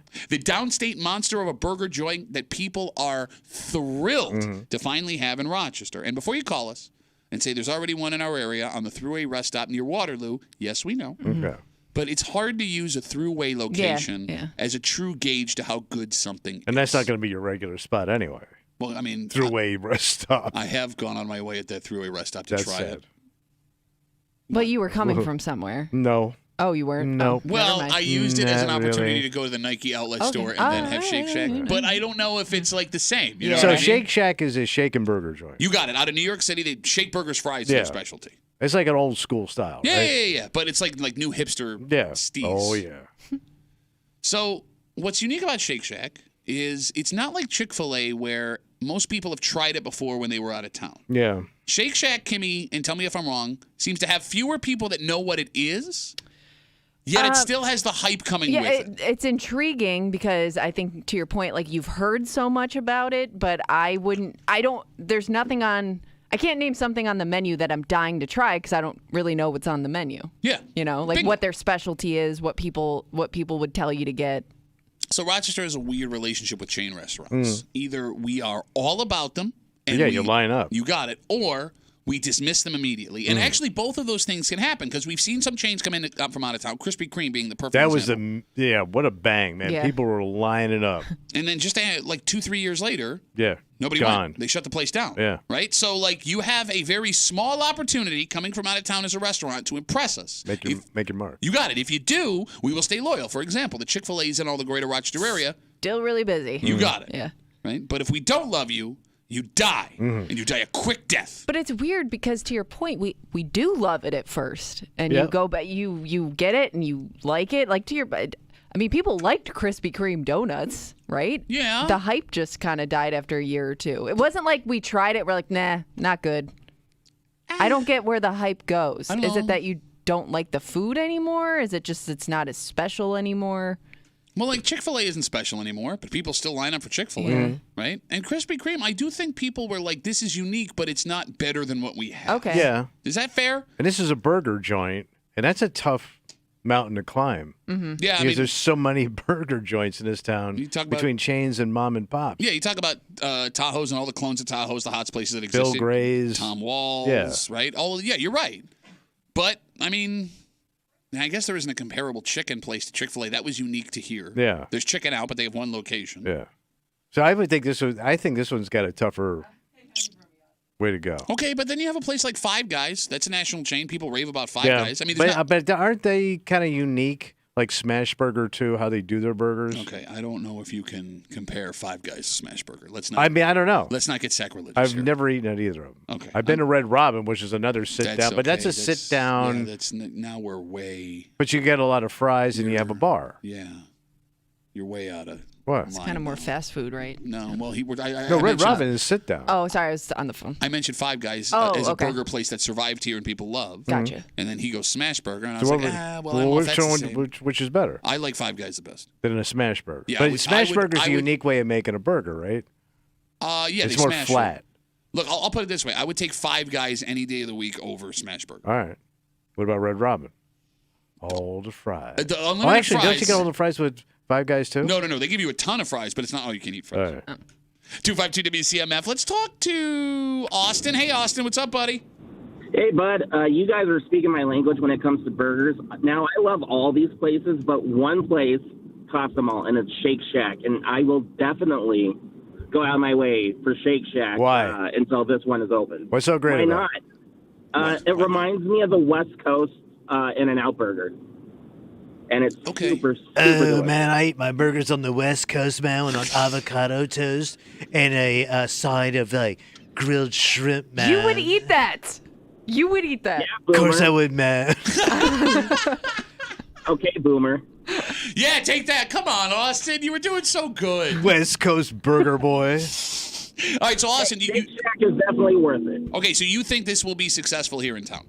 I think there's going to be lines out onto Jefferson Avenue or whatever the road is called. Sorry if I messed it up.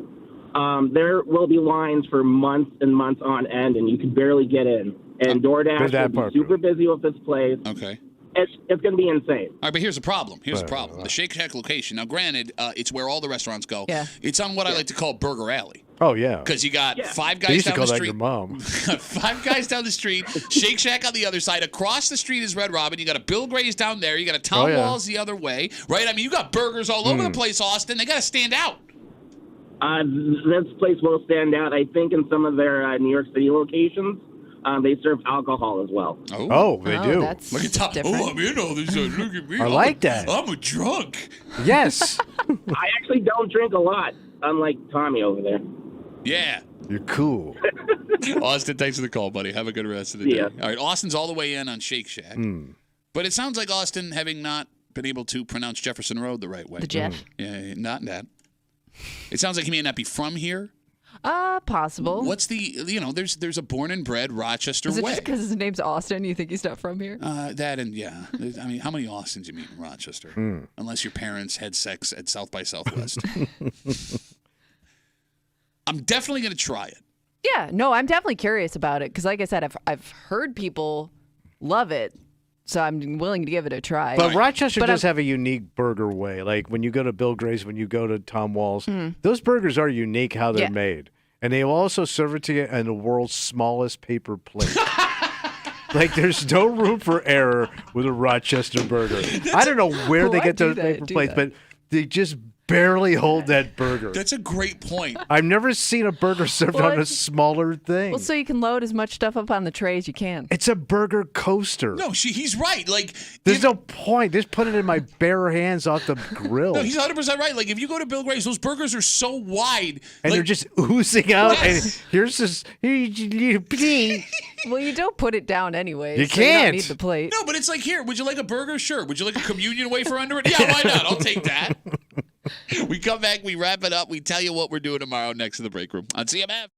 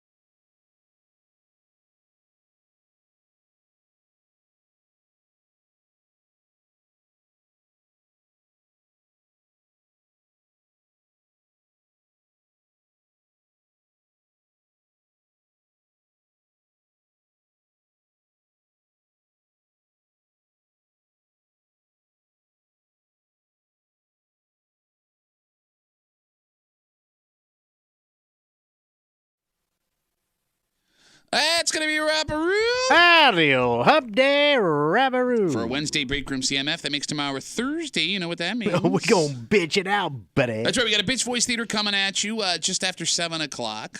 Also, tomorrow. So with Ash Wednesday starting today, you know, you're not allowed to eat meat if you're a practicing Catholic. But it doesn't really matter now because Catholic, Christian, whatever or not, we are now moving into the season for the next 40 days that Rochesterians, as we talked about food a second ago, love. What's that? It's fish fry season, baby. Oh, yeah. And there's an article in the DNC this week, and it's, you know, pretty typical headline. Where's Rochester's best fish fry? Who got it? Yeah. Well, it's massive. The list is massive because everybody does fish fries. They do. But a comment on this story sent people into freaking chaos. Really? Well, there's two ways to look at this. Either A, there are places that do fish fries that are far and above anyone else, and that's where you need to go. Yeah. Or B, every fish fry is exactly the same. And if you say every fish fry is exactly the same, be prepared to fist fight everybody. Okay. And we'll get into that and a whole bunch more tomorrow here in the break room on CMF. For Kimmy, who got flowers delivered to her at the office one time years ago, and it has yet to happen ever again. Yeah, I wonder why. Why? Why? You guys crushed my husband that day. No, we would. What? What? What, me? I mean, we were dating at the time. We weren't engaged. Yeah, so. you locked it down. You don't need to do jack anymore. For Tommy Muley, who is our own little version of delivered flowers every morning here on CMF. My name's Pat Tommy. We'll see you tomorrow morning in the break room, 6 a.m. on 96.5 WCMF.